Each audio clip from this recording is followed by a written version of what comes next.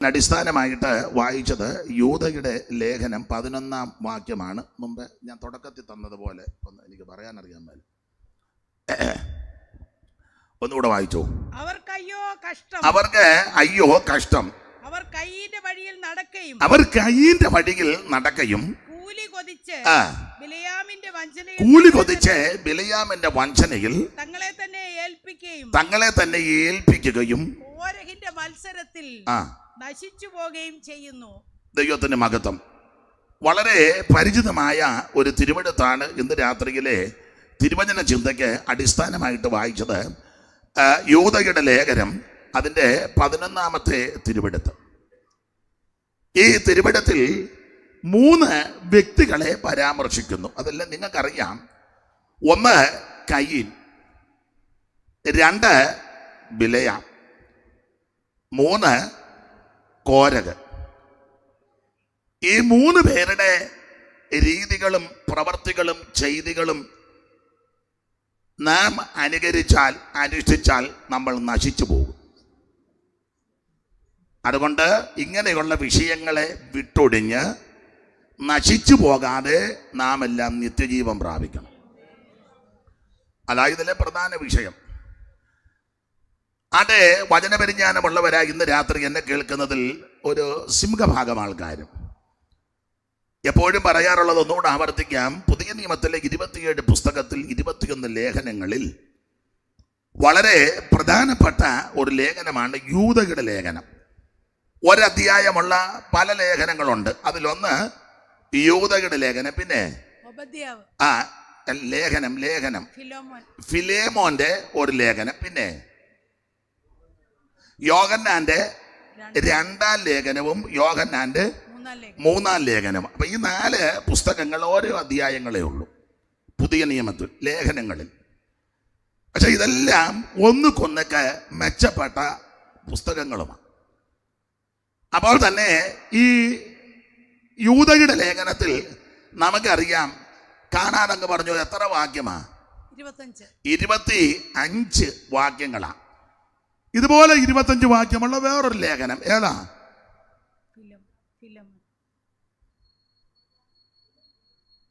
കൂടെ എന്തെങ്കിലും പറഞ്ഞ സഹോദരിമാരാ? ഫിലേമോന്റെ ലേഖനം. അത് 25 വാക്യമേ ഉള്ളൂ. 2 ലേഖനത്തിലും കൂടെ 50 വാക്യം. പക്ഷെ 2 ലേഖനവും ഒന്നുകൊന്നുക്ക് മെച്ചമാണ്. 2 ലേഖനവും നമുക്കറിയാം. ഫിലേമോന്റെ ലേഖനത്തിന്റെ വിഷയം അറിയാം. ഫിലേമോൻ ഒരു ധനാഢ്യനായിരുന്നു. കൊലോസിയ പട്ടണത്തിൽ ജീവിച്ച വ്യക്തി. അങ്ങേരുടെ വീട്ടിലെ ഒരു സഭയുണ്ടായിരുന്നു. ആ സഭയുടെ ശുശ്രൂഷകൻ അദ്ദേഹത്തിൻ്റെ മകൻ അർക്കിപ്പാസ്. അദ്ദേഹത്തിൻ്റെ ഭാര്യ സഹോദരിയും വളരെ ഉത്സാഹത്തോടെ ഈ പ്രവർത്തനത്തിന് ചുക്കാൻ പിടിച്ചു. അപ്പിയ മാത്രമല്ല, ഈ ധനാഢ്യനായ ഫിലേമോന്റെ വീട്ടിലെ ഒരടിമയായിരുന്നു ഒനേസിമോസ്. എന്തോ കാരണത്താൽ ഒനേസിമോസ് തെറ്റ് ചെയ്തു, കളവ് ചെയ്ത് അവിടുന്ന് പോയി. ഒടുവിൽ പൗലോസ് റോമിൽ തടവിലായിരിക്കുമ്പോൾ, വീട്ടു തടങ്കലിൽ ആയിരിക്കുമ്പോൾ ഈ ഒനേസിമോസിനെ പരിചയപ്പെട്ട് സുവിശേഷം പറഞ്ഞു. ഒനേസിമോസ് രക്ഷിക്കപ്പെട്ടു. അതുകൊണ്ടാണ് പൗലോസ് കത്തെഴുതുമ്പോൾ പറഞ്ഞത്, ഞാൻ തടവിൽ വെച്ച് ജനിപ്പിച്ച എൻ്റെ മകൻ. അവിടെ കിടന്ന് പരാതിയാലേക്ക് ഒന്നുമല്ല, ഞാനിവിടെ വരാൻ കാരണക്കാരൻ ഇന്നവനെ, അവൻ്റെ തല പോവുകയുള്ളൂ, ഇവനൊന്നും ഗതി പിടിക്കുകയല്ല.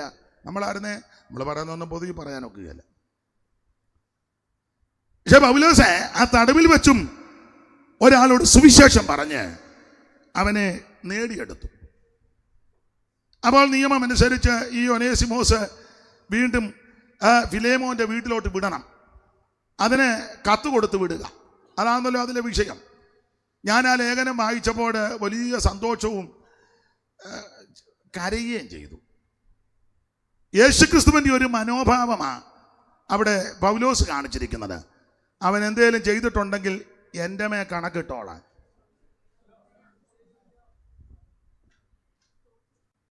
നീ ഇവനെ എന്നെ പോലെ ചേർക്കണമെന്നാ. നിന്റെ വീട്ടിൽ എന്തോ കളവ് കാണിച്ചാ പോയത്, ഇനിയും തിരിച്ചു വരുന്നത് അവൻ കള്ളനായിട്ടല്ല, ദൈവവൈതലായിട്ടാ വരുന്നേ. അവൻ നീയും നിന്റെ ഭാര്യ അപ്പിയയും നിന്റെ മകൻ അർക്കിപ്പാസും വീട്ടിലെ സഭയെ കുറേ പേരുണ്ട്. അവരാരും അവനെ പണ്ട് മോട്ടിച്ചോണ്ട് പോയ കള്ളം വരുന്നെന്ന് പറയരുത്. ആ മനോഭാവം ഉണ്ടാകരുത്. എന്നെ പോലെ അവനെ അല്ല, നമുക്ക് ഈ മനോഭാവം ഉണ്ടോ? നമ്മുടെ വീട്ടിൽ നിന്ന് ഒരു തേങ്ങ മോട്ടിച്ചാൽ മതി, നമ്മൾ നാട്ടുകാരോടെല്ലാം പറയും കള്ളം പോകുന്ന എൻ്റെ തൊണ്ണ മോട്ടിച്ചവനാണ്. അവനെ തേജോവധം ചെയ്യാവൻ്റെ പരമാവധി. അവൻ സഭയിൽ വന്നാൽ പറയും പാസ്റ്ററോട് അവനെ കേട്ടരുത് പാസ്റ്റർ, അവന് ഇതാണ് നമ്മുടെയൊക്കെ മനോഭാവം. പക്ഷെ പൗലോസിന്റെ ആ മനസ്സ് എന്ത് നല്ല മനസ്സാ. എൻ്റെ മേൽ കണക്കിട്ടോണം, ഞാൻ തരാമെന്ന്. നിങ്ങൾക്ക് ആ ഭാഗം അറിയാം. എൻ്റെ വിഷയം അതല്ല, യൂദയുടെ ലേഖനത്തിലേക്കാണ് വരുന്നെങ്കിലും 25 വാക്യമുള്ള 2 ലേഖനമായതുകൊണ്ട് അതിനെ ഒന്ന് പരാമർശിച്ചെന്നേ ഉള്ളൂ. ഒനേസിമോസിനെ പറ്റി, ഫിലേമോനെ പറ്റി 1, 2, 3 വാക്യം അതിൽ എഴുതിയിട്ടുണ്ട്. നീ അനേക വിശുദ്ധന്മാരുടെ ഹൃദയം തണുപ്പിച്ചവനാ. നീ അനേകരുടെ ഹൃദയം തണുപ്പിച്ചവനാ. തണുപ്പിച്ചവൻ 7-ാം വാക്യമാണെന്ന് തോന്നുന്നു. ഏതാ? 7-ാം വാക്യം. വായിച്ചേ. വിശുദ്ധന്മാരുടെ ഹൃദയം നീ തണുപ്പിച്ചത് മതി. അപ്പോൾ നീ വിശുദ്ധന്മാരുടെ ഹൃദയം തണുപ്പിച്ചവനാ, അല്ലാതെ അവരുടെ ഹൃദയത്തിനകത്ത് തീ കോരിയിടുകയല്ല. എന്നോടൊരിക്കലൊരു ഉപദേശി പറഞ്ഞു, ശനിയാഴ്ച ആകുമ്പോൾ എനിക്കിതിലെ ഒരു തീയാന്ന്. ഞാൻ ചോദിച്ചു, ആത്മാവിൻ്റെ അല്ല, ഞായറാഴ്ച ഇവനെല്ലാം വരും, എന്നതാ ഒപ്പിക്കുന്നെന്ന് അറിയത്തില്ല. അതുകൊണ്ട് എനിക്കങ്ങ് അങ്ങനെ തീയിടുന്ന ആൾക്കാരുണ്ട്. ഇത് ഒനേസിമോസ് ഫിലേമനെ പറ്റിയുള്ള സാക്ഷ്യമാണ്. നീ അനേക വിശുദ്ധന്മാരുടെ ഹൃദയം, ദൈവമക്കൾ ഹൃദയം തണുപ്പിക്കുന്നവരായിരിക്കണം. മനോദുഃഖത്തോടെ, മനോഭാരത്തോടെ, വേദനയോടെ, ബുദ്ധിമുട്ടോടെ ആരെങ്കിലും നിന്റെ വീട്ടിൽ വന്നാൽ, നിന്റെ അടുക്ക വന്നാൽ, സഭയിൽ വന്നാൽ അവർ തിരിച്ചു പോകുമ്പോൾ അവൻ സമാധാനത്തോടെ, ആശ്വാസത്തോടെ വേണം തിരിച്ചു പോകാൻ. അങ്ങനെ ആശ്വാസം കൊടുക്കാൻ ഒരേ മാർഗമേ ഉള്ളൂ, ദൈവത്തിൻ്റെ വചനം. അപ്പോൾ ഒനേസിമോസിനോടുള്ള ബന്ധത്തിൽ ഫിലേമോനോട് പറയാ, നീ ഒത്തിരി പേരുടെ ഹൃദയം തണുപ്പിച്ചതല്ലേ. എന്നിട്ട് പൗലോസ് പറഞ്ഞൊരു പദമുണ്ട്, നിന്നെപ്പറ്റി നല്ല സാക്ഷ്യമാണ് കേട്ടേക്കുന്നത്, ഒത്തിരി പേരുടെ ഹൃദയം നീ. എന്നിട്ട് പറഞ്ഞു, സഹോദര അങ്ങനെ ആണെങ്കിൽ എൻ്റെ ഹൃദയം കൂടെ ഒന്ന് തണുപ്പിച്ചേ. 20-ാം വാക്യമാണെന്ന് തോന്നുന്നു.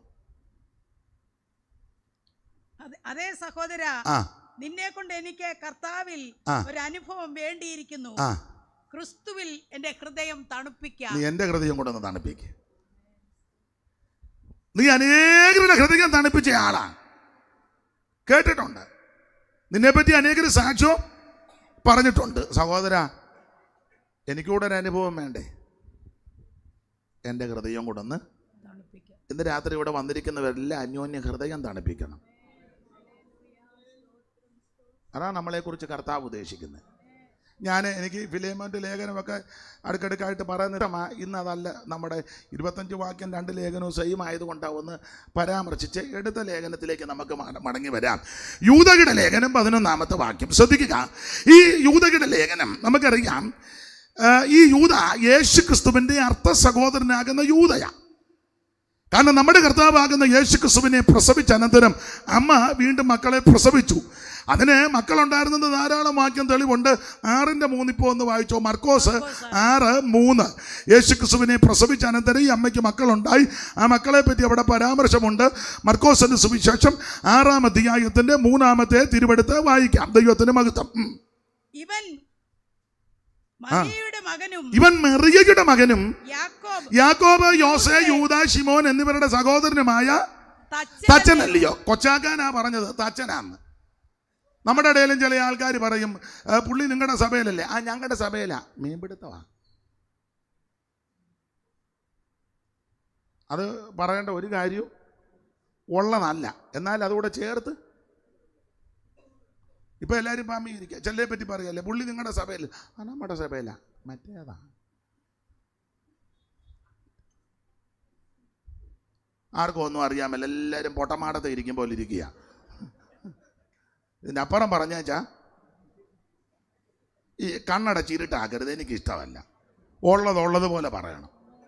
നമ്മുടെ ഭാഗമെല്ലാം പൊത്തി വെച്ച് മറ്റവൻ്റെ മണ്ട കുതിര കയറരുത്. എടാ, ന്യായവിസ്താരത്തിൽ മുഖം നോക്കരുത്. ചെറിയവന്റെ കാര്യമോ വലിയവന്റെ കാര്യമോ കാര്യമായിട്ട് പറയണം. അപ്പൊ അന്നും ഇങ്ങനെയൊക്കെ ഉണ്ടായിരുന്നത്. മറിയയുടെ മകൻ, മറിയാമ്മയെന്നല്ല, മറിയ കൊച്ചമ്മയെന്നുമല്ല, മറിയാമ്മാമ്മയെന്നുമല്ല, മറിയാമ്മയമ്മച്ചിന്നും നമ്മളൊക്കെ അങ്ങനെയാണല്ലോ വിളിക്കുന്നത്. ഇച്ചിരി കാശും പുത്തനും ഇച്ചിരി പിടിപ്പുണ്ടെങ്കിലും മറിയാമ്മ കൊച്ചമ്മ, മറിയാമ്മ അമ്മച്ചി, മറിയാമ്മ ആൻറ്റി, മറിയാമ്മ. ഇതൊന്നുമില്ലാത്ത ഒരമ്മയാണ് പറയും മറിയ സൗരിയുടെ വീട്ടിൽ ഒരു പ്രത്യേക സാരിയാണ് മറിയ സാരി. ചൈന സിൽക്ക് എന്നൊക്കെ കേട്ടിട്ടില്ലേ? കോട്ടൺ സാരി, കാഞ്ചീപുരം സാരി, അതുപോലെ ഒരു സാരിയാണ് മറിയ സാരി. എന്നെ ആർക്കും ഒന്നും അനക്കമൊന്നുമില്ലാത്ത ചിലരുടെ മുഖമൊക്കെ വല്ലാതെ പോകുന്നു. ഇച്ചിരി കഴിയട്ടെ. ദൈവത്തിന് മഹത്വം. നമ്മളെ നല്ലതുപോലെ അറിയുന്നൊരു ദൈവമുണ്ട്. യാക്കോബിന്റെ ലേഖനത്തിൽ പറയാം, മോദനമിട്ട് പൊന്മോദനമിട്ട് വിലയേറിയ വസ്ത്രം ധരിച്ചു വരുത്താൽ നിങ്ങൾ പറയും സുഖാനെ ഇവിടെ ഇരിക്കാൻ. അല്ലാത്തൊരുത്തം വന്നാലോ എടങ്ങാനും പോയിട്ടാ. ഒന്നാം പ്രതി ഞാനാ. മുഖപക്ഷം ദൈവത്തിനില്ല, ദൈവമക്കൾക്കും പാടില്ല. ദൈവമക്കൾക്ക് ഇല്ലെന്നൊന്നും ഞാൻ പറയത്തില്ല, ദൈവമക്കൾക്ക് പാടില്ല. അതെ, നമുക്ക് വിഷയം വിട്ടെങ്കിൽ ഇപ്പം നിങ്ങൾ ചിന്തിക്കുക, ഓ പിലേമ തന്നെ പറഞ്ഞാൽ മതിയായിരുന്നു. അത് ഇതിലും കട്ടിയ. ദൈവത്തിന് മഹത്വം. അപ്പോൾ ശ്രദ്ധിക്കുക, ഈ യൂദ യേശു ക്രിസ്തുവിന്റെ അർത്ഥ സഹോദരനാ. ഇവൻ മറിയയുടെ മകനും യാക്കോബ്, യോസെ, യൂദ, ശിമോൻ. ഞാനൊരു കാര്യം പറയാം, എല്ലാം പറയണമല്ലോ. പ്രായമുള്ളവരെ ബഹുമാനിച്ച് സംസാരിക്കണം. നിങ്ങളുടെ വീട്ടിൽ ജോലിക്ക് വരുന്ന ഒരമ്മ, ഒരപ്പച്ചൻ, അല്ലെങ്കിൽ പറമ്പിന് തെങ്ങിന് തടവെടുക്കുക ജോലിക്ക് വരുന്ന അപ്പച്ചൻ, ആരുമാകട്ടെ, പെന്തിക്കോസോ അക്രൈസ്തവനോ നിരീശ്വരവാദിയോ അല്ലെങ്കിൽ മുസ്ലിം സഹോദരനോ അല്ലെങ്കിൽ ഹൈന്ദവനോ ബുദ്ധനോ ജൈനോ ആരുമാകട്ടെ, അല്ലെങ്കിൽ ഈ അമ്മ ഏത് വിഭാഗത്തിൽപ്പെട്ട അമ്മയെങ്കിലും ആകട്ടെ, ഒക്കെ അവർ ജയിച്ചതിൻ്റെ അമ്മ ഇങ്ങോട്ട് നോക്കിയിരിക്കുക. അമ്മ ഉടനെ ഒരു ശബ്ദവും കേൾക്കാൻ മേല. അപ്പൊ ചുരുക്കി പറഞ്ഞാൽ, അങ്ങനെയുള്ളവർ നിങ്ങളുടെ വീട്ടിൽ വന്നാൽ സമപ്രായക്കാരായ അല്ലെങ്കിൽ നിങ്ങളെക്കാൾ ഇളയതാണെങ്കിൽ നിങ്ങൾക്ക് പേര് വിളിക്കാം, സമപ്രായത. പക്ഷെ നിങ്ങളുടെ പിള്ളേരെ കൊണ്ട് അങ്ങനെ വിളിപ്പിക്കരുത്. ഈ കൈയടിച്ച് പാട്ട് പാടി മറുഭാഷ പറയുന്നത് നിന്നോടായി പറയുന്നത് വിളിപ്പിക്കരുത്. സ്തോത്രം. അഥവാ ചില പിള്ളേർക്ക് പക്വത വരാത്ത പിള്ളേർ കാണും. മറിയാമ്മ എന്ന് വിളിച്ച, മറിയേ എന്ന് വിളിച്ച എടിടി അങ്ങനെ വിളിക്കരുത്. അമ്മച്ചിന്ന് വിളിക്കും. ഇല്ലെങ്കിൽ അമ്മച്ചിന്ന് വിളിക്കാൻ കുറച്ച് അങ്ങ് ബുദ്ധിമുട്ടാണ്. മറിയാമ്മ എന്നങ്ങ് വിളിക്കും. മറിയേ അത് വേണ്ട. തേ ഇങ്ങോട്ട് നോക്കിക്കേ, അങ്ങനെയും വിളിക്കരുത്. തേ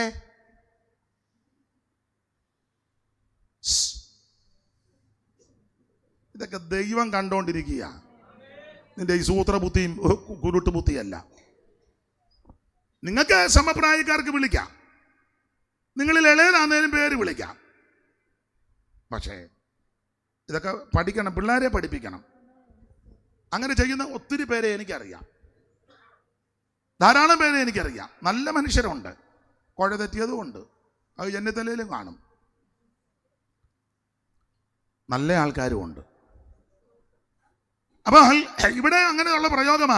ഇവൻ മറിയയുടെ മകനും യാക്കോബ്, യോസെ, യൂദ, ശിമോൻ എന്നിവരുടെ സഹോദരനുമായ തച്ചൻ അല്ലയോ കൊച്ചാക്കാൻ പറഞ്ഞതാ. അപ്പോൾ ഈ വാക്യത്തിന്റെ വെളിച്ചത്തിൽ മറിയം എന്ന് പറയുന്ന ഈ അമ്മയ്ക്ക് വീണ്ടും മക്കളുണ്ടായി. അതുകൊണ്ട് ആ വേദപുസ്തകം പഠിപ്പിക്കുന്ന, അംഗീകരിക്കുന്ന, വിശ്വസിക്കുന്ന ദൈവമക്കൾ മറിയത്തെ നിത്യകന്യകയായിട്ട് അംഗീകരിക്കാത്തത്. മറിയം നിത്യകന്യകയല്ല, നല്ല സ്ത്രീയാ, നല്ല അമ്മയാ, മാന്യയാണ്, ബഹുമാനിക്കപ്പെട്ടവളാ, കൃപയുള്ളവളാ, നന്മ പറഞ്ഞവളാ, അതൊക്കെ സമ്മതിച്ചു. ആ നല്ല സ്വഭാവ വൈശിഷ്ട്യമുള്ള ഒരമ്മയാ മറിയം. പക്ഷേ മറിയം നിത്യകന്യകയല്ല, തന്നെയല്ല. മറിയത്തോട് പ്രാർത്ഥിക്കാനും ആരാധിക്കാനും അവസ്ഥയില്ല. ആരാധനയ്ക്ക് യോഗ്യൻ യേശുക്രിസ്തുവാണ്. അതുകൊണ്ടാണ് ദൈവമക്കൾ അങ്ങനെ അംഗീകരിക്കാത്തത്. ശ്രദ്ധിക്കുക. അപ്പോൾ ഇങ്ങനെ പഠിക്കുമ്പോൾ യേശുക്രിസ്തു അർത്ഥ സഹോദരനാണ് ഈ ലേഖനം എഴുതിയ യൂദ. ഞാനൊരു കാര്യം പറയാം, നിങ്ങൾക്ക് അറിവുള്ളതാ. യേശുക്രിസ്തുവിന്റെ അർത്ഥ സഹോദരനായ യൂദയെങ്കിലും യൂദായുടെ മനോഭാവം ആ വാക്യത്തിലുണ്ട്. യൂദയുടെ മനോഭാവം. നമുക്കൊക്കെ ഒത്തിരി മനോഭാവമുണ്ട്. നമ്മളിങ്ങനെ ഇരിക്കുന്നെങ്കിൽ എന്തെല്ലാം ചിന്തിച്ചോണ്ടാ ഇരിക്കുന്നു. ചിലരിപ്പോൾ ചിന്തിക്കുന്ന ഇത് 9-നും 9:15 നിർത്തുമെന്ന് തോന്നുന്നില്ല. അയാൾ ഇന്ന് ഇളകി നിൽക്കുക. അല്ല, മനോഭാവമേ. സ്റ്റേജിലിരിക്കുന്ന ഇന്നാളൊരാൾ പറഞ്ഞ് ഞങ്ങൾക്കിട്ട് താങ്ങുമോ എന്നാ ഞങ്ങൾ ചിന്തിച്ചിരിക്കുന്ന ഓരോ മനോഭാവക്കാരാ.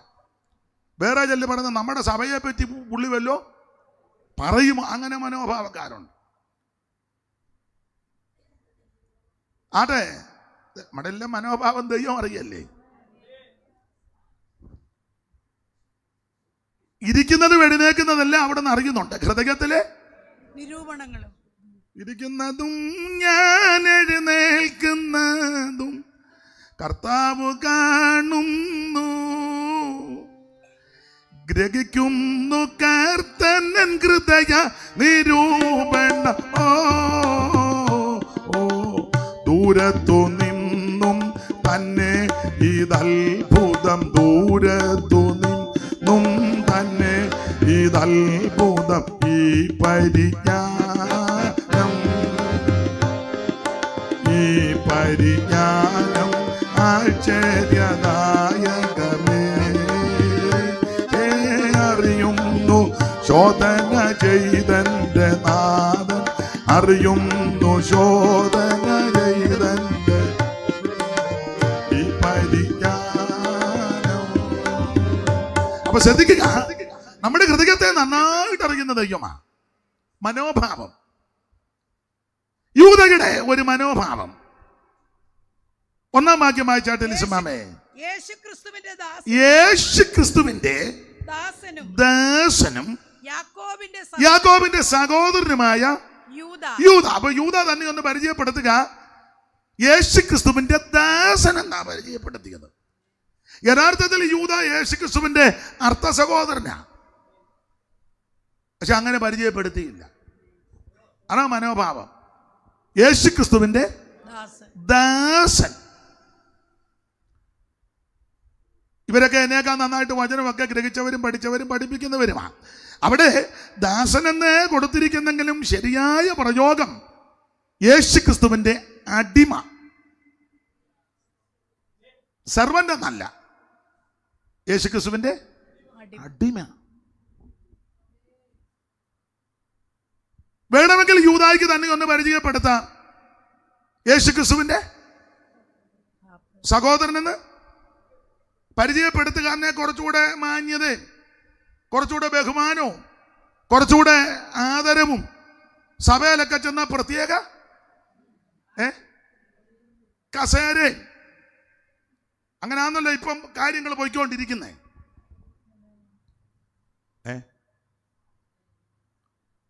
ചെല്ലുമ്പോഴേ പറയാം ഞാൻ പുള്ളി കൗൺസിലുള്ള പ്രത്യേക കസേര, കൗൺസില് പുള്ളി സെക്രട്ടറിയാ. അയ്യോ ആന്നോ? പുള്ളി ട്രഷറാ ആന്നോ? ഇല്ലാത്ത കസേര എവിടുന്നേലും കൊണ്ടുവന്ന് ഇരുത്തിയില്ലെങ്കിൽ ലോക്കൽ പാസ്റ്റർക്ക് പിന്നെ പണി വരും. പുള്ളി സൂപ്രണ്ടാ. അയ്യോ, പുള്ളി പ്രസ്ബിറ്ററാ, കുറ്റമല്ലി പറയുന്നത്. അയ്യോ, ഓവർസിയറാ, അവരെ ബഹുമാനിക്കരുതെന്നല്ല. പുള്ളി പ്രസിഡന്റാ. എന്തിനായി സ്ഥാനവും മാനോ? അങ്ങാടിയിൽ വന്നനോ, പള്ളിയിൽ മുഖ്യാസനോ. ഞാൻ എന്നെ പ്രതിയാക്കിയായി പറയാന്ന്. 1-ാം പ്രതി ഞാനാ. നമ്മുടെ എല്ലാം മനോഭാവം ഒന്ന് ചിന്തിക്കുന്ന നല്ലതാ. യൂദ യേശുക്രിസ്തുവിന്റെ സഹോദരനാന്ന് വെളിപ്പെടുത്തില്ല, അതാ മനോഭാവം. നമുക്ക് ഒരു ഇച്ചിരി സ്ഥാനവും ആൾക്കാരൊക്കെ ഒന്ന് അറിയാനും ബഹുമാനവും ഒക്കെ കിട്ടാൻ നമ്മൾ എന്തെല്ലാം കാര്യങ്ങൾ ഇല്ലെങ്കിലും നമ്മൾ ബന്ധം ഉണ്ടാ. അസംബ്ലി സഹോദരന്മാരാണെങ്കിൽ ചില പറയും ഞാൻ ടീജയുടെ ആളാ, ഞാൻ ടീജയുടെ. അപ്പം കുറച്ചുകൂടെ എന്നാ നിങ്ങളിങ്ങനെ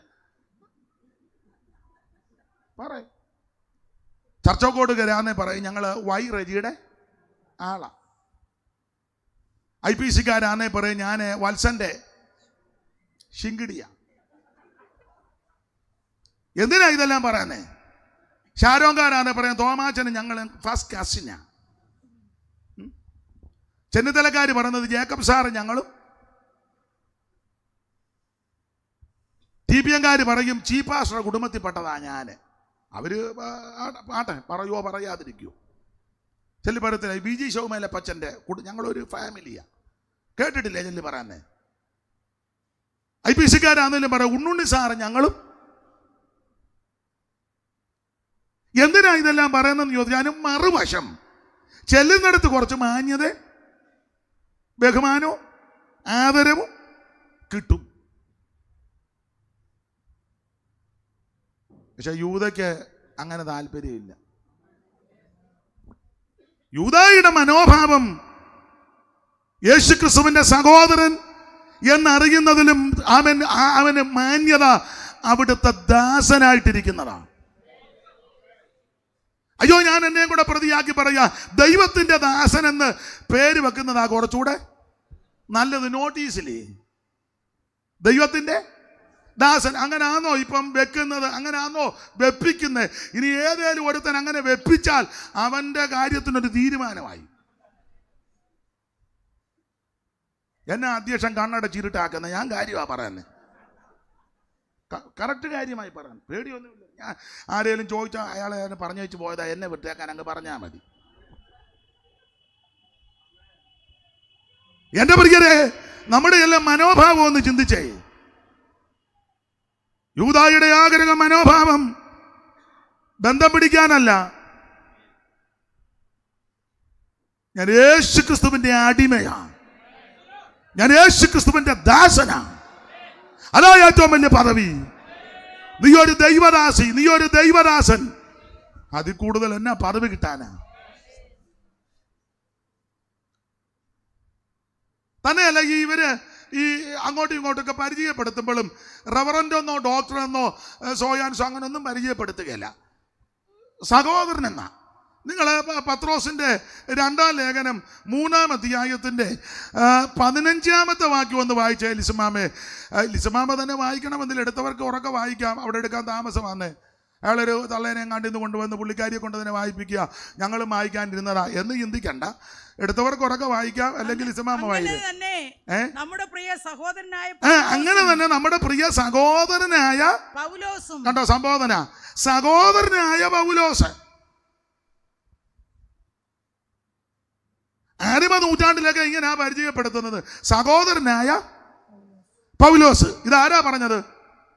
പത്രോസ്. ഒരാള് 3-ാം സ്വർഗത്തിൽ പോയിച്ചു വന്നയാള്, എന്റെ ഭാഷയാ. ഒരാളുടെ കയ്യിലാണ് സഭയുടെ ചാവി, ഒരാളുടെ കയ്യിൽ താക്കോല്. പറഞ്ഞല്ലോ താക്കോല് തരിക. ഒരു ചിന്തകൻ പറഞ്ഞിരിക്കുന്നത് വേദപുസ്തകത്തിലില്ല, പുള്ളിയുടെ ആശയം യോഗം കൂടുമ്പോൾ പുള്ളി ഇങ്ങനെ ചാവി കറക്കി കാണിക്കുവന്ന്. പീറ്ററേ, നല്ല അന്തരീക്ഷം വരുമ്പോൾ പുള്ളി എന്ന് പറഞ്ഞാൽ നിങ്ങളുടെ ആരുടെയും താക്കോലില്ല. ഇത് മറ്റ് അപ്പോസ്തലന്മാർ യേശുവിനോട് പറഞ്ഞ്, കർത്താവേ ഇടയ്ക്കിടയ്ക്ക് പുള്ളി ഇങ്ങനെ. അപ്പൊ കർത്താവ് ഉയർത്തെഴുന്നേറ്റപ്പം പറഞ്ഞു, അവൻ്റെ ഈ ചാവിയുള്ളൂ, എൻ്റെ ഈ മരണത്തിന്റെ പാതാളത്തിന്റെ ചാവിയാണ്. അന്നേരം ആ മറ്റവർക്കെല്ലാം ഒരു ആശ്വാസമായി. ദൈവത്തിന് മഹത്വം. ഒരാട് 3-ാം സ്വർഗത്തോളം എടുക്കപ്പെട്ട ആള്, പീറ്ററിന്റെ കയ്യിൽ താക്കോലുമുണ്ട്. പക്ഷെ അന്യോന്യ സംബോധന ഇപ്പൊ സഹോദരൻ. ഇന്നെങ്ങാനും അങ്ങനെ പറഞ്ഞാലോ? അല്ല, യോഹന്നാനും അങ്ങനെ പറഞ്ഞ 1:9 വായിച്ചേ. വെളിപ്പാട് 1:9, വെളിപ്പാട് 1:9 വായിച്ചേ.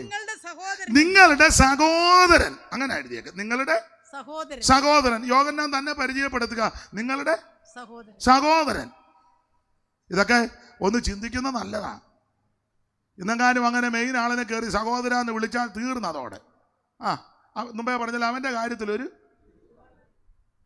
നമ്മുടെ സഭയുടെ മേലധ്യക്ഷൻ സഹോദരൻ വന്നിട്ടുണ്ട്. അടുത്ത പ്രാവശ്യം അട്ടപ്പാടിക്കായിരിക്കും ട്രാൻസ്ഫർ, മലയാളം ഡിസ്ട്രിക്റ്റിൽ പോലും. പിന്നല്ലേ AG ആയതുകൊണ്ടാണ് ഇങ്ങനെ പറയുന്നത്. IPC ആകുമ്പോൾ ഞാൻ അതിൻ്റെ പരുവത്തിന് പറയും.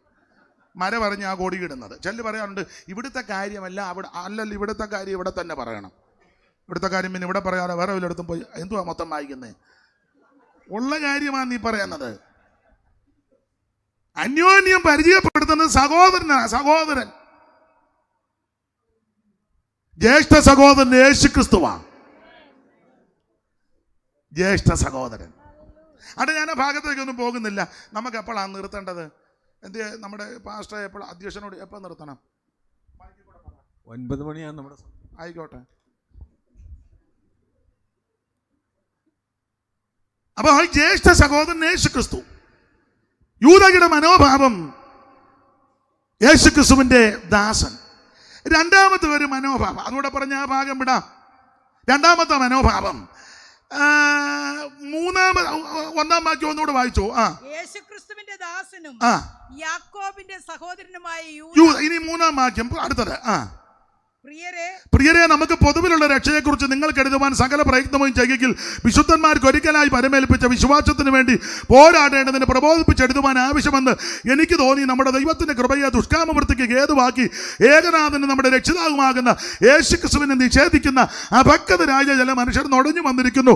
അവരുടെ ഈ ശിക്ഷ അവധി പണ്ട് തന്നെ എഴുതിയിരിക്കുന്നു. അപ്പൊ ഒന്നാമത്തെ മനോഭാവം, ഞാൻ യേശുക്രിസ്തുവിന്റെ അടിമയാണ്. പരിചയപ്പെടുത്തിയതാ. യഥാർത്ഥത്തിൽ അർത്ഥ സഹോദരനാ, ഒന്നും വെളിപ്പെടുത്തിയില്ല. ഞാനോ നിങ്ങളോ വല്ലോ ഈ ലേഖനം എഴുതി നമ്മളായത് യൂദയുടെ സ്ഥാനത്ത് അല്ല, നിങ്ങളുടെ വിഷയം വിട്ടൊക്കെ ഞാൻ യൂദയുടെ സ്ഥാനത്ത് ഞാനായിരുന്നു എന്നെ പരിചയപ്പെടുത്തുന്നത് ഇങ്ങനായിരിക്കും: ദൈവത്തിന്റെ അനിയനായ യൂദ. അല്ല, യേശുക്രിസ്തു ദൈവമാ. അതിലെ കുറച്ചുകൂടെ പൗലോസ് പറഞ്ഞിരിക്കുന്നത് മഹാദൈവവും നമ്മുടെ രക്ഷിതാവുമായ യേശുക്രിസ്തു. യേശുക്രിസ്തു ഏകദൈവം, നിത്യദൈവം, സത്യദൈവം, സാക്ഷാൽ ദൈവം, ജീവനുള്ള ദൈവം. യേശുക്രിസ്തു മാത്രം ദൈവം. അപ്പോൾ അങ്ങനെ യേശുക്രിസ്തു ദൈവമാകുമ്പോൾ ഞാൻ ആ യൂദയുടെ സ്ഥാനത്തെങ്കിൽ ഞാൻ എഴുതാൻ പോകുന്നത് ദൈവത്തിന്റെ അനിയനായ. അപ്പൊ കുറച്ചുകൂടെ ബഹുമാനമല്ലേ? ഒരു സദസ്സിൽ ചെന്നാലോ ദൈവത്തിന്റെ അനിയൻ വന്നേക്കുന്നു, ദൈവത്തിന്റെ അനിയൻ. വേറെ ആരെ മാനിച്ചില്ലെങ്കിലും ദൈവത്തിന്റെ മാനിക്കണ്ടേ? യൂദാ അത് ചെയ്തില്ല. യേശുക്രിസ്തുവിന്റെ ദാസന്. അവിടെ നിന്ന് ഒത്തിരി കാര്യം പറഞ്ഞാൽ കൊള്ളാന്നുകൊണ്ട് വിവരിക്കുന്നില്ല. ദാസനും അടിമയും സെർവൻറ്റും രണ്ടും സെർവൻറ്റിന് ശമ്പളമുണ്ട്, അടിമയ്ക്ക് ശമ്പളമില്ല. സെർവൻറ്റിന് ടൈമുണ്ട്, ജോലിക്ക് ടൈം 8 മുതൽ വൈകിട്ട് 5 വരെ. ഉദാഹരണമാണ്. അടിമയ്ക്ക് അങ്ങനല്ല, സദാസമയവും. സെർവൻറ്റിന് ശമ്പളം കിട്ടിയില്ലെങ്കിൽ ചോദിച്ച് മേടിക്കാം ഈ മാസത്തെ ശമ്പളം. അടിമ അങ്ങനല്ല, എന്തെങ്കിലും കൊടുത്താൽ.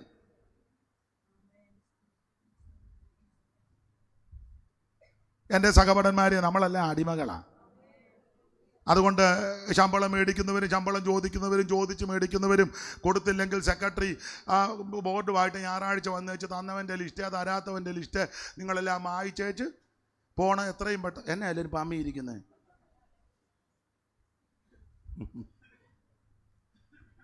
ദൈവത്തിന് മഹത്വം. രണ്ടാമത്തെ മനോഭാവമായി ഇപ്പം വായിച്ച 3-ാം വാക്യത്തിൽ, പ്രിയരെ, നമുക്ക് പൊതുവിലുള്ള രക്ഷയെക്കുറിച്ച് നിങ്ങൾക്ക് എഴുതുവാൻ സകല പ്രയത്നവും. അപ്പൊ ആ പദം കണ്ടോ? പൊതുവിലുള്ള രക്ഷ എന്ന് പറഞ്ഞാൽ എൻ്റെ ശൈലി പറയുകയാ. എപ്പോഴും ഞാൻ പറയും, ഞങ്ങള് സഹോദരങ്ങൾ കുറച്ചുണ്ട് കേട്ടോ. യാക്കോബ്, യോസെ, യൂദ, ശിമോൻ. ഞങ്ങൾക്ക് ചില സഹോദരിമാരും ഉണ്ട്. മൂത്ത ജ്യേഷ്ഠനാണ് യേശുക്രിസ്തു. ഞങ്ങളുടെ ഇത്രയും പേരുടെ അപ്പനും അമ്മയും ഒന്നും അദ്ദേഹത്തിന്റെ ജനനം വേറൊരു വിധത്തിൽ. പക്ഷെ ഞങ്ങളെല്ലാം ഒരമ്മയുടെ വയറ്റിൽ നിന്ന് വന്നതാ. ഞങ്ങളെല്ലാം ഒരു വീട്ടിലാ പാർത്ത് ജീവിച്ചതുമൊക്കെ. കൂടാരപ്പണിയൊക്കെ അല്ലയോ, ഇദ്ദേഹം മൂത്ത ചേട്ടനുമൊക്കെ ജോലി ചെയ്യും, ഒരു വീട്ടുകാരാ. അപ്പോൾ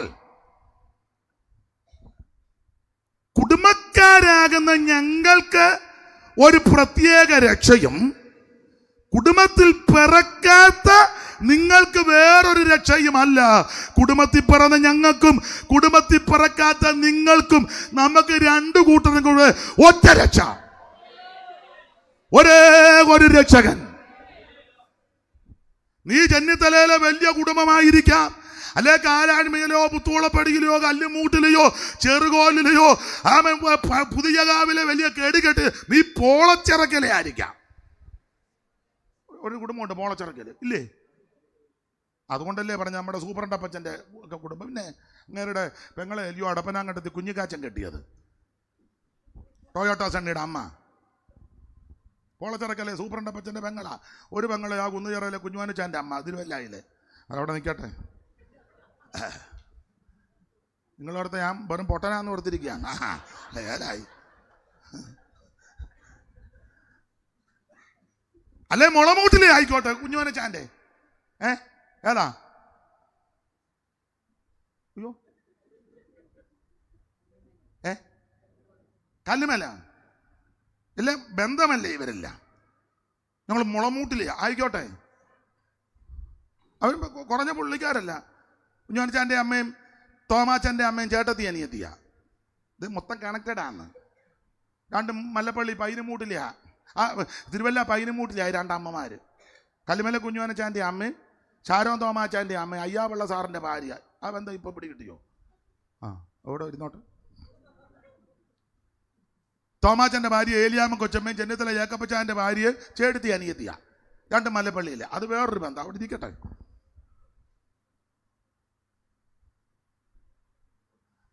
അപ്പൊ ചുരുക്കി പറഞ്ഞാൽ ഞങ്ങളെല്ലാം കുടുംബത്തിൽപ്പെട്ടവരാ. നമ്മുടെ ആൾക്കാരും പറയത്തില്ലേ ഞങ്ങൾ വലിയ കുടുംബമാ, അയ്യോ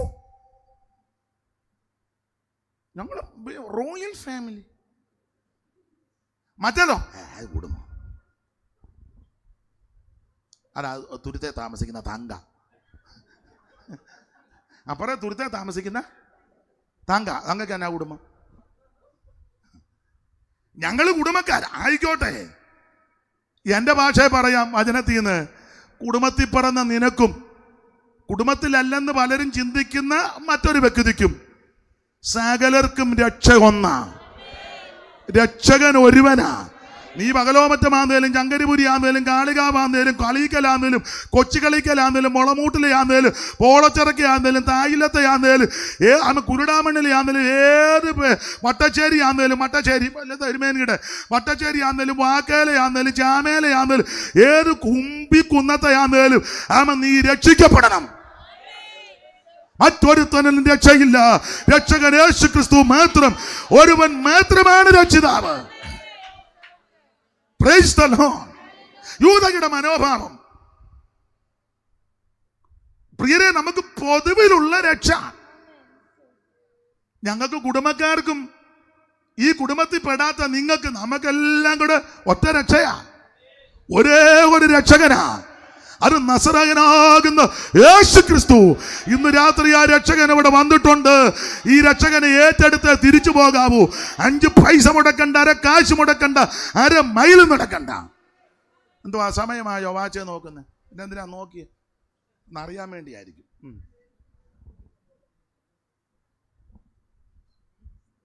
ബൈബിളിലേലും വാച്ചേ നോക്ക്. അപ്പൊ ശ്രദ്ധിച്ചേ, സമയമാകുമ്പോ പറയണം. 9 ആകുമ്പോ ഇങ്ങനെ ഒന്ന് കാണിച്ചാൽ മതി.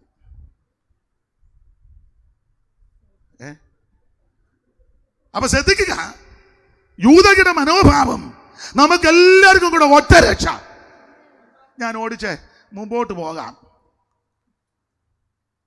ഇത് മുഴുവൻ സൂചി ആയതുകൊണ്ട് ഒന്നും പിടികിട്ടുന്നുമില്ല. അതിഞ്ഞതാ, ക്ഷമിക്കണേ, ഇതങ്ങ് പിടി. അതിഞ്ഞതാ, ഇതിഞ്ഞതാ, തിരിച്ച് ഞാൻ തരാ. ഇഞ്ഞതാ, ഇത് കറക്റ്റാന്നല്ലോ.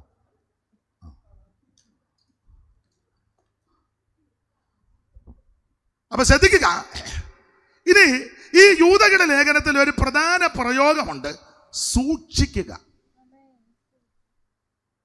1-ാം വാക്യവും 6-ാം വാക്യവും 13-ാം വാക്യവും 21-ാം വാക്യവും 24-ാം വാക്യവും. 1, 6, 13, 21, 24. 1-ാം വാക്യം. പിതാവായ ദൈവത്താൽ സ്നേഹിക്കപ്പെട്ടും യേശു ക്രിസ്തുവിനായി സൂക്ഷിക്കപ്പെട്ടു. അപ്പൊ 1-ാം വാക്യത്തിൽ സൂക്ഷിക്കപ്പെട്ടു. 6, തങ്ങളുടെ വാഴ്ച കാത്തുകൊള്ളാതെ സ്വന്തം വാസസ്ഥലം വിട്ടുപോയ ദൂതന്മാരെ മഹാദിവസത്തിന്റെ വിധിക്കായി എന്നേക്കുമുള്ള ചങ്ങലയിട്ട് അന്ധകാരത്തിന് കീഴിൽ അവിടെ സൂക്ഷിച്ചു. 13-ാം വാക്യം. 13,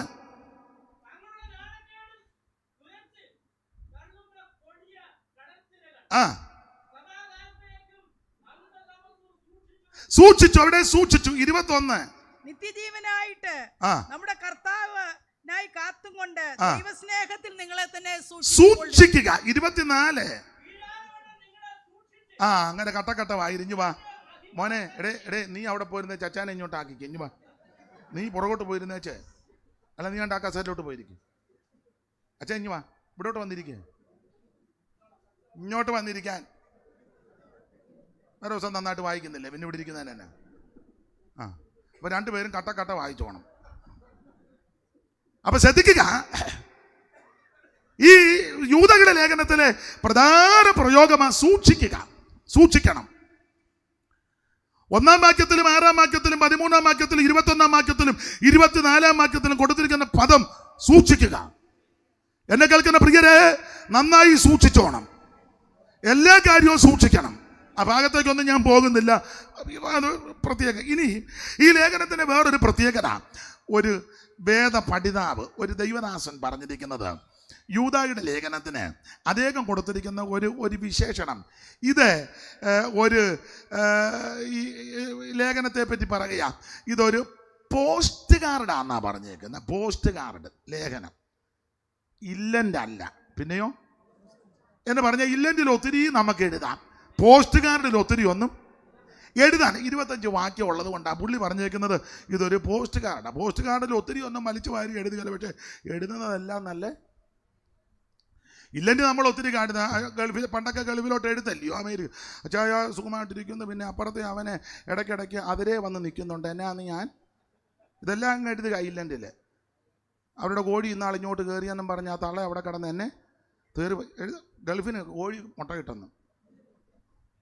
പിന്നെ നിങ്ങളുടെ പെങ്ങൾ കൂടെ വന്ന് കാശി ചോദിക്കുന്നുണ്ട്, ഇനിയും ചോദിച്ചാൽ എൻ്റെ വായി ഇരിക്കുന്നത് ഉള്ള ഇതൊക്കെ എഴുതിയ ചാപ്പമ്മി ഇപ്പം ഇരിക്കുന്നേ. പിന്നെ ഇരിപ്പ് കാണുമ്പോൾ എനിക്കറിയാം പണ്ട്. ഇപ്പം പിന്നെ എഴുതണ്ട, എല്ലാം അച്ഛാ വേണ്ട അച്ഛാ കോഴി. കാലം ഒത്തിരി മാറി. ആണ് ഇതാ കോഴിയുടെ മുട്ട. അപ്പൊ പണ്ട് കാലത്ത് ഇല്ലൻ്റെ ലെറ്റർ വെക്കുക. അപ്പോൾ ഈ ലേഖനത്തെ പറ്റി കൊടുത്തിരിക്കുന്നത് ഇതൊരു പോസ്റ്റ് കാർഡാണ്. അധികമൊന്നും എഴുതിയിട്ടില്ല, 25 വാക്യമുള്ളൂ. പക്ഷേ 25 വാക്യമേ ഉള്ളെങ്കിലും മുഴുവൻ വിഷയങ്ങളും ഈ ലേഖനത്തിലുണ്ട്. എന്ന് പറഞ്ഞാൽ മനുഷ്യ സൃഷ്ടിക്ക് മുമ്പുള്ള വിഷയം മുതൽ അന്ത്യകാല വിഷയം വരെ ഈ ലേഖനത്തിൽ 6-ാം വാക്യം വായിക്കാം. 6 നിങ്ങളോ സകലവും 6-ാം വാക്യം, തങ്ങളുടെ വാഴ്ച കാത്തുകൊള്ളാതെ സ്വന്തം വാസത്തിലും വിട്ടുപോയ ദൂതന്മാരെ നഗാരിവശത്തിന്റെ വിധിക്കായി എന്നേക്കുമുള്ള ഞങ്ങളെ ഇട്ട് അന്ധകാരത്തിൻകിൽ സൂക്ഷിച്ചിരിക്കുന്നു. അപ്പോൾ സ്ഥാനഭ്രംശം സംഭവിച്ച ദൂതന്മാരുടെ വിഷയം മുതലാണ് തുടങ്ങിയേക്കുന്നത്. പോസ്റ്റ് കാർഡാന്നോർത്ത് തള്ളിക്കളരുത്, ഈടുറ്റ ലേഖനമാണ്. മനുഷ്യനെ സൃഷ്ടിക്കുന്നതിനൊക്കെ മുമ്പല്ലയോ ദൂതന്മാരുടെ സൃഷ്ടി. യഹസ്കേൽ 28 ഏശയ്യാ 14 ഒക്കെ ചേർത്ത് പഠിക്കുമ്പോൾ അറിയാം, ജ്ഞാനസമ്പൂർണ്ണനും സൗന്ദര്യസമ്പൂർണ്ണനുമായിട്ട് ദൈവം തമ്പുരാനെ സൃഷ്ടിച്ച് ദൈവത്തിന്റെ തോട്ടമ ഏതനിലാക്കി താമരമണി വീതരക്തം വൈഡൂര്യം മാണിക്യം നഗവരണി ഉച്ചരാഗം ഇത്യാദി രക്തങ്ങളാൽ അലങ്കൃതമായി നിന്നെ തീർത്ത നാളിൽ നിന്റെ തടങ്ങളുടെയും കൂടുകളുടെയും പണി പണ്ടുകൊണ്ടുള്ളതായിരുന്നു. ഇതൊക്കെ സൃഷ്ടിവൃത്തത്തെ പറ്റി പറയുമ്പോൾ ആ ദൂതന്മാരുടെ വിഷയം മുതലാ യൂദാ തുടങ്ങിയേക്കുന്നത്. സ്ഥാനഭ്രംശം സംഭവിച്ച ദൂതന്മാർ, ഇത് വിവാദവാക്യമാണ്. അതുകൊണ്ട് ഇപ്പൊ അതിലോട്ട് കൈവെക്കുന്നില്ല, വെറുതെ എന്തിന് ആലോക്യം ഉണ്ടാക്കി വെച്ച് പോകുന്നത്. ഏത് ദൂതനാന്നൊക്കെ തർക്കമുള്ളതാ. അത് ശാന്തമായിട്ടിരുന്ന് പഠിക്കേണ്ട കാര്യം ഒറ്റവാക്കി പറയാനും ഒക്കത്തില്ല. എന്നിരുന്നാലും വിഷയം ഇതാ, ദൂതലോകത്തെ വിഷയം മുതലാ തുടങ്ങിയത്. എന്നിട്ടോ അന്ത്യകാല വിഷയം 19-ാം വാക്യം 18 അന്ത്യകാലത്ത് മതി. അപ്പൊ ദൂതലോകത്തെ വിഷയം മുതൽ അന്ത്യകാല വിഷയം വരെ ലേഖനത്തിലുണ്ട്. ഇത് ഈടുറ്റ ലേഖനമാണ്. ഇനി ഈ ലേഖനത്തിന് 2 കാര്യം കൂടെ പറഞ്ഞ ചങ്ങ് ഇവിടെ ഒത്തിരി ഉണ്ട് പറയാൻ, 2 കൂടെ പറയാം. ഈ ലേഖനത്തിന് വേറൊരു വിശേഷത, ഈ 3കളുടെ ഒരു കണക്കുണ്ട് ഈ ലേഖനത്തിൽ. 3 സംഖ്യാശാസ്ത്ര പ്രകാരം 3ന്റെ ഒരു കണക്ക് ഈ ലേഖനത്തിലുണ്ട്. 1-ാം വാക്യം, യേശുക്രിസ്തുവിന്റെ ദാസനും യാക്കോബിന്റെ സഹോദരനുമായ യൂദ. 3 പേരുടെ പേര് അവിടെ പറഞ്ഞു. യേശുക്രിസ്തു, യാക്കോബ്, യൂദ. 3 കണക്കാ. അടുത്ത പദം, പിതാവായ ദൈവത്താൽ സ്നേഹിക്കപ്പെട്ടും സൂക്ഷിക്കപ്പെട്ടും വിളിക്കപ്പെട്ട് 3 പദം. സ്നേഹിക്കപ്പെട്ട്, സൂക്ഷിക്കപ്പെട്ട്, വിളിക്കപ്പെട്ട് 3 പദം. 3 കൂടെ ഒരു കണക്കുണ്ട്. ഇനി താഴോട്ട് പഠിച്ചു വരും 3 സംഭവം. 5, 6, 7 വാക്യങ്ങളില്ല 3 സംഭവം വായിച്ചേ. നിങ്ങളോ സകലവും ഒരിക്കൽ അറിഞ്ഞുവെങ്കിലും നിങ്ങളെ ഓർപ്പിപ്പാൻ ഞാൻ ഇച്ഛിക്കുന്നത് എന്തെന്നാൽ, പിന്നെ കർത്താവ് ജനത്തെ മിസ്രയീമിൽ നിന്ന് രക്ഷിച്ചിട്ടും വിശ്വസിക്കാത്തവരെ പിന്നത്തേതിൽ അപ്പോൾ മിസ്രയീമിൽ നിന്ന് ഇറങ്ങിത്തിരിച്ച് ഇസ്രായേൽ മക്കൾ വിശ്വാസമില്ലാത്തവരെ മരുഭൂമിയിൽ തകർത്ത് കളഞ്ഞ കാര്യം ഒരു സംഭവം. അടുത്തത് തങ്ങളുടെ വാഴ്ച കാത്തുകൊള്ളാൻ അതിപ്പം വായിച്ച വാക്യം ആ ദൂതന്മാരെ ബന്ധിച്ച വിഷയം 2. അടുത്തത് അതുപോലെ സോദോം ഗോമോറയെ നശിപ്പിച്ച വിഷയം 3 സംഭവം. അപ്പൊ ഈ 3 കണക്ക് ഈ ലേഖനത്തിൽ പോസ്റ്റ് കാർഡാന്നോർത്ത് തള്ളിക്കളയരുതെന്നായി പറഞ്ഞ് വളരെ ഈടുറ്റ ലേഖനമാണ്.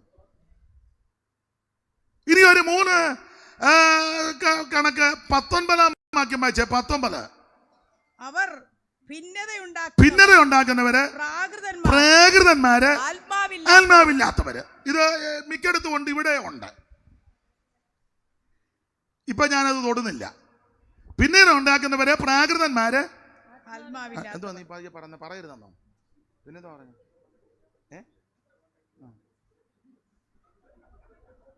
അവൻ പറഞ്ഞ അതൊന്നും പറയരുതെന്നോ. 3 കണക്ക് ഈ പുസ്തകത്തിലുണ്ട്. ഇനി ഒരു 3 വ്യക്തികൾ, അതാണ് നമ്മൾ മുമ്പേ വായിച്ച 11 വാക്യം. കയീന്, ബിലയാമ്, കോരഹ്. 3 നല്ല പറ്റിയ പുള്ളിക്കാരാ. 3 കണക്ക്. ഇനി 24 വാക്യം. 24 തന്റെ മഹിമാ സന്നിധിയിൽ കളങ്കമില്ലാത്തവരായി ആനന്ദത്തോടെ നിർത്തുവാൻ നമ്മുടെ കർത്താവായ യേശു ക്രിസ്തു മുഖാന്തരം നമ്മുടെ രക്ഷിതാവായ ഏകദൈവത്തിന് തന്നെ അടുത്തത് സർവകാലത്തിനും മുമ്പും ഇപ്പോഴും സദാകാലം. 3 പ്രയോഗം. സർവകാലത്തിനും മുമ്പ്, ഇപ്പോഴും, സദാകാലം. അപ്പൊ ഈ 3 ഒരു കണക്ക് ഈ പുസ്തകത്തിലുണ്ട്. തറ ഈടുറ്റ ലേഖനമാണ്. ഒരു കാര്യം കൂടെ പറഞ്ഞ ലേഖനത്തെ പറ്റി അങ്ങ് വിട്ടേക്കാം. ഈ വേദപുസ്തകം, സത്യവേദ പുസ്തകം എഴുതിയത് ഏതാണ്ട് 1600 കൊല്ലം കൊണ്ട് 40 എഴുത്തുകാരാ. അതിൽ 39 എഴുത്തുകാർക്കും വെളിപ്പെടാത്ത ചില വിഷയം യൂദായിക്ക് വെളിപ്പെട്ടു. 1 9 വാക്യം. 9 വാക്യം. എന്നാൽ പ്രധാന ദൂതനായ മീഖായേൽ മോശയുടെ ശരീരത്തെക്കുറിച്ച് പിശാചിനോട് തർക്കിച്ചു. അപ്പോൾ മോശയുടെ ശരീരത്തെ സംബന്ധിച്ച് മരിച്ചു കഴിഞ്ഞപ്പോൾ ശരീരത്തെ സംബന്ധിച്ച് പിശാച് തർക്കവും വാദവും ആയപ്പോൾ പ്രധാന ദൂതനായ മീഖായേൽ വന്ന് യഹോവ നിന്നെ ഫലസിക്കട്ടെ എന്നൊക്കെ പറഞ്ഞ് ഈ സംഭവം 39 എഴുത്തുകാർക്കും വെളിപ്പെട്ടില്ല, യൂദായിക്ക് വെളിപ്പെട്ടു.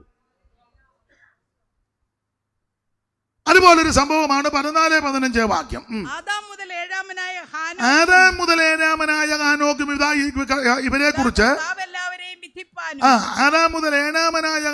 ഇവരെ കുറിച്ച് ഇതാ കർത്താവ് എല്ലാവരെയും വിധിപ്പാനും അവർ അപഗതിയോടെ ചെയ്ത ഭക്തിവിരുദ്ധമായ സകല പ്രവൃത്തികളും നിമിത്തം ഭക്തികെട്ട പാപികൾ തന്റെ നേരെ പറഞ്ഞ സകല നിഷ്ഠൂരങ്ങളും നിമിത്തം ഭക്തികെട്ടവരെയൊക്കെയും ബോധം വരുത്തുവാൻ 1000 വിശുദ്ധന്മാരുടെ കൂടെ വന്നിരിക്കുന്നുവെന്ന് പ്രവചിച്ചു. എന്ന് പറഞ്ഞാൽ ഹാനോക്ക് പ്രവചിച്ചെന്ന് യൂദായിക്ക് വെളിപ്പെട്ടു. ഉൽപ്പത്തി പുസ്തകത്തിലില്ല. അപ്പോൾ ഈ ലേഖനം വളരെ ആഴമേറിയ ലേഖനമാണ്. ഇത് വെളിപ്പാട് പുസ്തകത്തിന്റെ പുറകില ക്രമത്താലേ കൊണ്ട് കൊടുത്തത്. അതിനൊരു കാരണം, ഈ ലേഖനം അവസാനിപ്പിക്കുമ്പോൾ നിത്യത എന്ന പദം പറഞ്ഞ് നിർത്തിയിരിക്കുന്ന ലേഖനമാണ്. സർവകാലത്തിനും മുമ്പും, അടുത്തതുണ്ട് സദാകാലത്തോളം. അത് നിത്യതയെ കുറിക്കുന്ന പദങ്ങളാണ്. അപ്പോൾ നിത്യത എന്ന പദം പറഞ്ഞ് നിർത്തിയിരിക്കുന്ന ലേഖനമാ യൂദയുടെ ലേഖനം. വെളിപ്പാട് പുസ്തകത്തിന്റെ പുറകിൽ കൊണ്ട് കൊടുക്കാൻ ക്രമപ്പെടുത്തി വെക്കാൻ കാര്യം, നിത്യത എന്ന പദമേ ഇതിനകത്ത് പറഞ്ഞിട്ടുള്ളൂ. അതെന്താണെന്ന് അല്പമെങ്കിലും വിസ്തരിച്ചിരിക്കുന്ന പുസ്തകം വെളിപ്പാടാണ്. ദൈവത്തിന് മഹത്വം. അപ്പോൾ വളരെ അനുഗ്രഹിക്കപ്പെട്ട ഈ ലേഖനം ആട്ടെ, ഓടിച്ചു നിർത്താം. നമ്മൾ 11-ാം വാക്യമാണ് വായിച്ചത്. 3 വ്യക്തികളെ അവിടെ പരാമർശിക്കുന്നു. 1 കയീന്റെ വഴിയിൽ നടക്കുന്നവർ, 2 ബിലയാമിന്റെ വഞ്ചന, 3 കോരഹിന്റെ മത്സരം. ഇവിടെ കൂടുതൽ ദൈവമക്കളായതുകൊണ്ട് ആ നിലയിൽ 1-2 കാര്യം ചിന്തിക്കാതെ ഉചിതമാണ്. 1 കയീന്റെ വഴി. അങ്ങനെ നടന്നാൽ നശിച്ചു പോകും. എന്തുവാ ഈ കയീന്റെ വഴി? ഒറ്റ വാക്യം പറഞ്ഞു വിടാം, വിശദീകരിക്കാൻ നേരമില്ല. 2 പേരുടെ യോഗം നടത്താൻ പോയില്ലേ, യാഗം കഴിക്കാൻ പോയി. ഹാബേലും കയീനും. ഒരുത്തന് നിലത്തിലെ അനുഭവത്തിൽ നിന്നും, ഒരുത്തൻ കടിഞ്ഞൂലിൽ നിന്ന്. ഹാബേലിലും അവന്റെ യാഗത്തിലും ദൈവം പ്രസാദിച്ചു, കയീനിലും അവന്റെ യാഗത്തിലും ദൈവം പ്രസാദിച്ചില്ല. അവന് കോപമുണ്ടായി. അപ്പം എന്തുവായി കയീന്റെ വഴി? ഒരു കാര്യം പറയാം, മൃഗത്തെ യാഗം കഴിക്കണമെന്ന പ്രമാണം, ലിഖിതമായ പ്രമാണമില്ലെങ്കിലും പ്രമാണമതാ. ലിഖിതമായ പ്രമാണം ലേവ്യ പുസ്തകത്തിലാണ് നമുക്ക് കിട്ടുന്നത്. പക്ഷെ മനസാക്ഷിക്കൊരു പ്രമാണമുണ്ട്.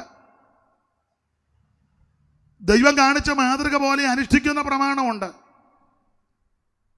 ആദ്യ മാതാപിതാക്കളാകുന്ന ആദമിനെയും ഹവ്വയെയും പാപം ചെയ്തതിനു ശേഷം ദൈവം തോട്ടത്തിന് വെളിയിൽ വിട്ടപ്പോൾ വെറുതെ വെളിയിൽ വിട്ടില്ല. യഹോവയായ ദൈവം ആദാമിനും അവന്റെ ഭാര്യയ്ക്കും തോൽ കൊണ്ടൊരു ഉടുപ്പുണ്ടാക്കി. അപ്പൊ ആ തോൽ കൊണ്ട് ഉടുപ്പുണ്ടാക്കിയിട്ടുണ്ടെങ്കിൽ ഒരാട്ടുംകുട്ടി അറുക്കപ്പെട്ടിട്ടുണ്ട്. Praise the Lord.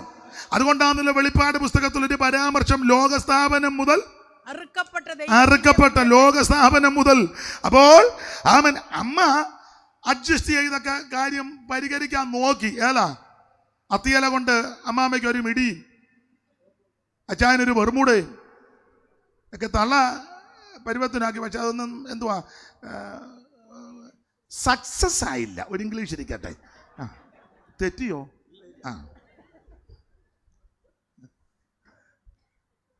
അതൊന്നും വിജയിച്ചില്ല. അത്തിയല കൊണ്ട് നിർമ്മിച്ചതേ. മനുഷ്യന്റെ പ്രവൃത്തിയെല്ലാം വ്യർത്ഥമാണ്. അതുകൊണ്ടല്ലേ വ്യർത്ഥ മനുഷ്യാന്ന് വിളിക്കുന്നത്. ഇവരെ ഇനി തോട്ടത്തിൽ നിർത്താൻ വെക്കുകയല്ല. നിർത്തിയ പ്രശ്നമാ. തള്ളയാടി ജീവന്റെ വൃക്ഷത്തിൽ കയറി തള്ള വേണേ ചാടി അതിൽ കയറും. പണ്ട് അവിടെ കോട്ടയത്തുണ്ട്, സ്ഥലപ്പേര് ഞാൻ പറഞ്ഞൊരു കോളനിയാ, മറന്നു പോയിട്ടല്ല, വെറുതെ ലൈവല്ലേ. അവിടെ ഒരു സ്ത്രീ ഉണ്ടായിരുന്നു. അത് ഇച്ചിരി സാമർത്ഥ്യക്കാരിയാണ്. അമ്മയും മോളുമാണ് താമസിക്കുന്നത്. ഞാൻ ആ വീട്ടിൽ പോയിട്ടുണ്ട്. എൻ്റെ കുഞ്ഞുനാളി എൻ്റെ വല്യമ്മച്ച് കൊണ്ടുപോയതാണ്. അപ്പം വർത്താനം പറഞ്ഞുകൊണ്ടിരുന്നപ്പോൾ ഈ അമ്മ പറഞ്ഞു, എൻ്റെ ദൈവമേ അവർ വന്നല്ലോ, കല്യാണിക്കുട്ടി, എൻ്റെ വല്യമ്മച്ചിയുടെ പേര് കല്യാണിക്കുട്ടി എന്നാ, ബന്ധമാണ്. അയ്യോ കല്യാണിക്കുട്ടിയും കുഞ്ഞും വന്നല്ലോ, ആദ്യമായിട്ട് വന്നതാ, പരാധീനതയൊക്കെ ഉള്ള പണ്ട് കാലമാണ്. എൻ്റെ ദൈവമേ, അയ്യോ ഒരു ചക്ക ഇട്ടിരുന്നെങ്കിൽ വേയിച്ച് പറഞ്ഞു തന്നപ്പോൾ ഈ തള്ള പ്ലാവെ കയറി ചക്ക ഇട്ടുകൊണ്ട് വന്ന്. അവരുടെ പേര് ശാന്ത എന്നാ, പേര് ശാന്ത. വലിഞ്ഞ് പ്ലാവെ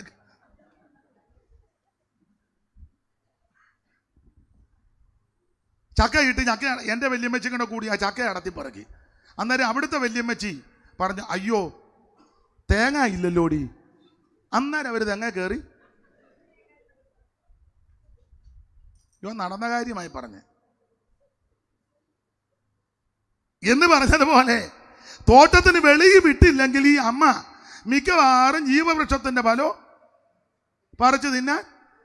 പിന്നെ അമ്മ പാമ്പിന് നമ്പരുമൊക്കെ കൊടുത്ത് അവർ തമ്മിലാണ് ഇപ്പം മിസ് കോൾ വിട്ട് കളിക്കുന്നത്. പാമ്പ് പറഞ്ഞ് അയാൾ വെളിയിലോട്ട് പോകുമ്പോൾ എന്നെ വിളിക്കണം കേട്ടോ, മിസ് കോൾ തന്നാൽ മതി, ഞാൻ അന്നേരം സ്പോട്ടിലെത്തു വന്ന്. അവ ഈ അപ്പൻ രാവിലെ തൂമ്പായി എടുത്തോണ്ട് എൻ്റെ ഭാവനയാ കളിക്കാൻ വേണ്ട എടാ പോയി ഇഷോന്നോ രണ്ടുപേരോട് സംസാരിച്ചത് അങ്ങനല്ലേ, പിന്നെ എന്നാ ഇഷോന്ന് വെക്കുന്നത്? വായിച്ച 3:1 മുതൽ അത് തെളിയിച്ചിട്ടേ ഉള്ളു അടുത്തത്. എല്ലാ കാട്ടുജന്തുക്കളെക്കാളും പാമ്പ് കൗശലമേറിയതായി. അടുത്ത വാക്യം അത് സ്ത്രീയോട്, അച്ചായനോടല്ലോ. അതാ ഞാൻ പറഞ്ഞേ.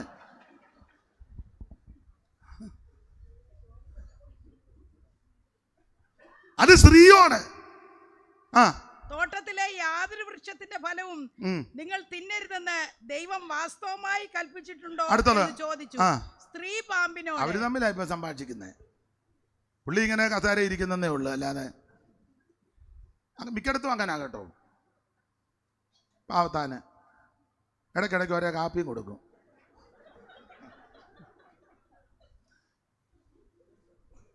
ഞാനൊരു വീട്ടിലിരിക്കുമ്പം സ്ഥലമൊന്നും പറയുന്നില്ല, നേരത്തെ മീൻ മേടിച്ചതിൻ്റെ പൈസയ്ക്ക് മീൻകാരൻ വന്നു. മീൻകാരൻ ഇങ്ങോട്ട് വന്നപ്പം ഞാനും ആ വീട്ടിലെ അച്ചായനും വേറൊരു സഹോദരനും തിണ്ണയിലിരിക്കുക. അപ്പം അവൻ ഇങ്ങോട്ട് വന്ന് ചോദിച്ചു, അമ്മാമ അല്ല അച്ചായ എന്തിയെ, ആൻറ്റി എന്തിയെ? അപ്പോൾ പുള്ളി പറഞ്ഞു, അടുക്കളയിലുണ്ടടാ, അങ്ങോട്ട് കയറാൻ പറഞ്ഞു. പറഞ്ഞേച്ച് പുള്ളി നേരെ ഇറങ്ങി അങ്ങ് പോയി. പുള്ളിക്ക് മനസ്സിലായി ഇവൻ കാശിനാ വന്നത്. പുള്ളി അനങ്ങിയില്ല, പുള്ളി പോയി. ഇവൻ അവിടുത്തെ കയറി അമ്മ ഇച്ചിരി ബന്ധമൊക്കെ ഉള്ളതാ, വർത്താനം എല്ലാം പറഞ്ഞ് കാപ്പിയൊക്കെ കുടിച്ചു. ആൻറ്റി മീൻ്റെ പൈസ നിൽക്കടാ, ഞാൻ മേടിച്ചു തരാം. ഇങ്ങോട്ട് വന്നപ്പോൾ അച്ചാനില്ല. അയ്യോ അച്ഛ ഞങ്ങളോട് ചോദിച്ചു, എന്ത് അച്ഛ പാപ്പ എന്ത്? അമ്മ അങ്ങോട്ട് പോകുന്നതാണ്. അയാളവിടെ ഉപ്പാപ്പൻ്റെ വീട്ടിൽ പോയിട്ട് വൈകുന്നേരമാണ് വന്നത്. അപ്പം മീൻ കാശ് മേടിക്കാൻ വന്നാൽ പിന്നെ അങ്ങ് പോയി. ആൻറ്റി പിന്നെ തന്നാൽ മതി. തിരിച്ചു വന്നപ്പം പുള്ളിക്കാർ ചോദിച്ചു, നിങ്ങൾ എവിടെ പോയതാ? ജോഡി അവൻ വന്ന് നിന്നെയാ ചോദിച്ചാൽ ഞാൻ വടിക്കമ്പ് പോലെ വാതുക്കലിരിക്കുക. എന്നാൽ പിന്നെ എന്നോട് അവൻ ചോദിക്കണ്ടേ കാശ്? പാപ്പ ഞാൻ കാശിന്. അവൻ വന്ന് പറഞ്ഞു, ആൻറ്റി എന്ന് അടുക്കളയിലുണ്ടെന്ന് പറഞ്ഞ് ഞാനങ്ങ് പോയെന്ന് പറഞ്ഞു. ഇത് തന്നെ തോട്ടത്തിലും. ഈ പാമ്പ് തോട്ടത്തിൽ വന്നപ്പോൾ ഈ തള്ള പറയണ്ടേ, എടാ അച്ചായം വൈകുന്നേരം വരുമെന്നാൽ ഇങ്ങോട്ട് വന്നാൽ നമുക്ക് സംസാരിക്കാം. പ്രശ്നം തീർന്നില്ലേ? ഒരു 10 മണി കഴിഞ്ഞ് വിളിക്കാൻ പറ.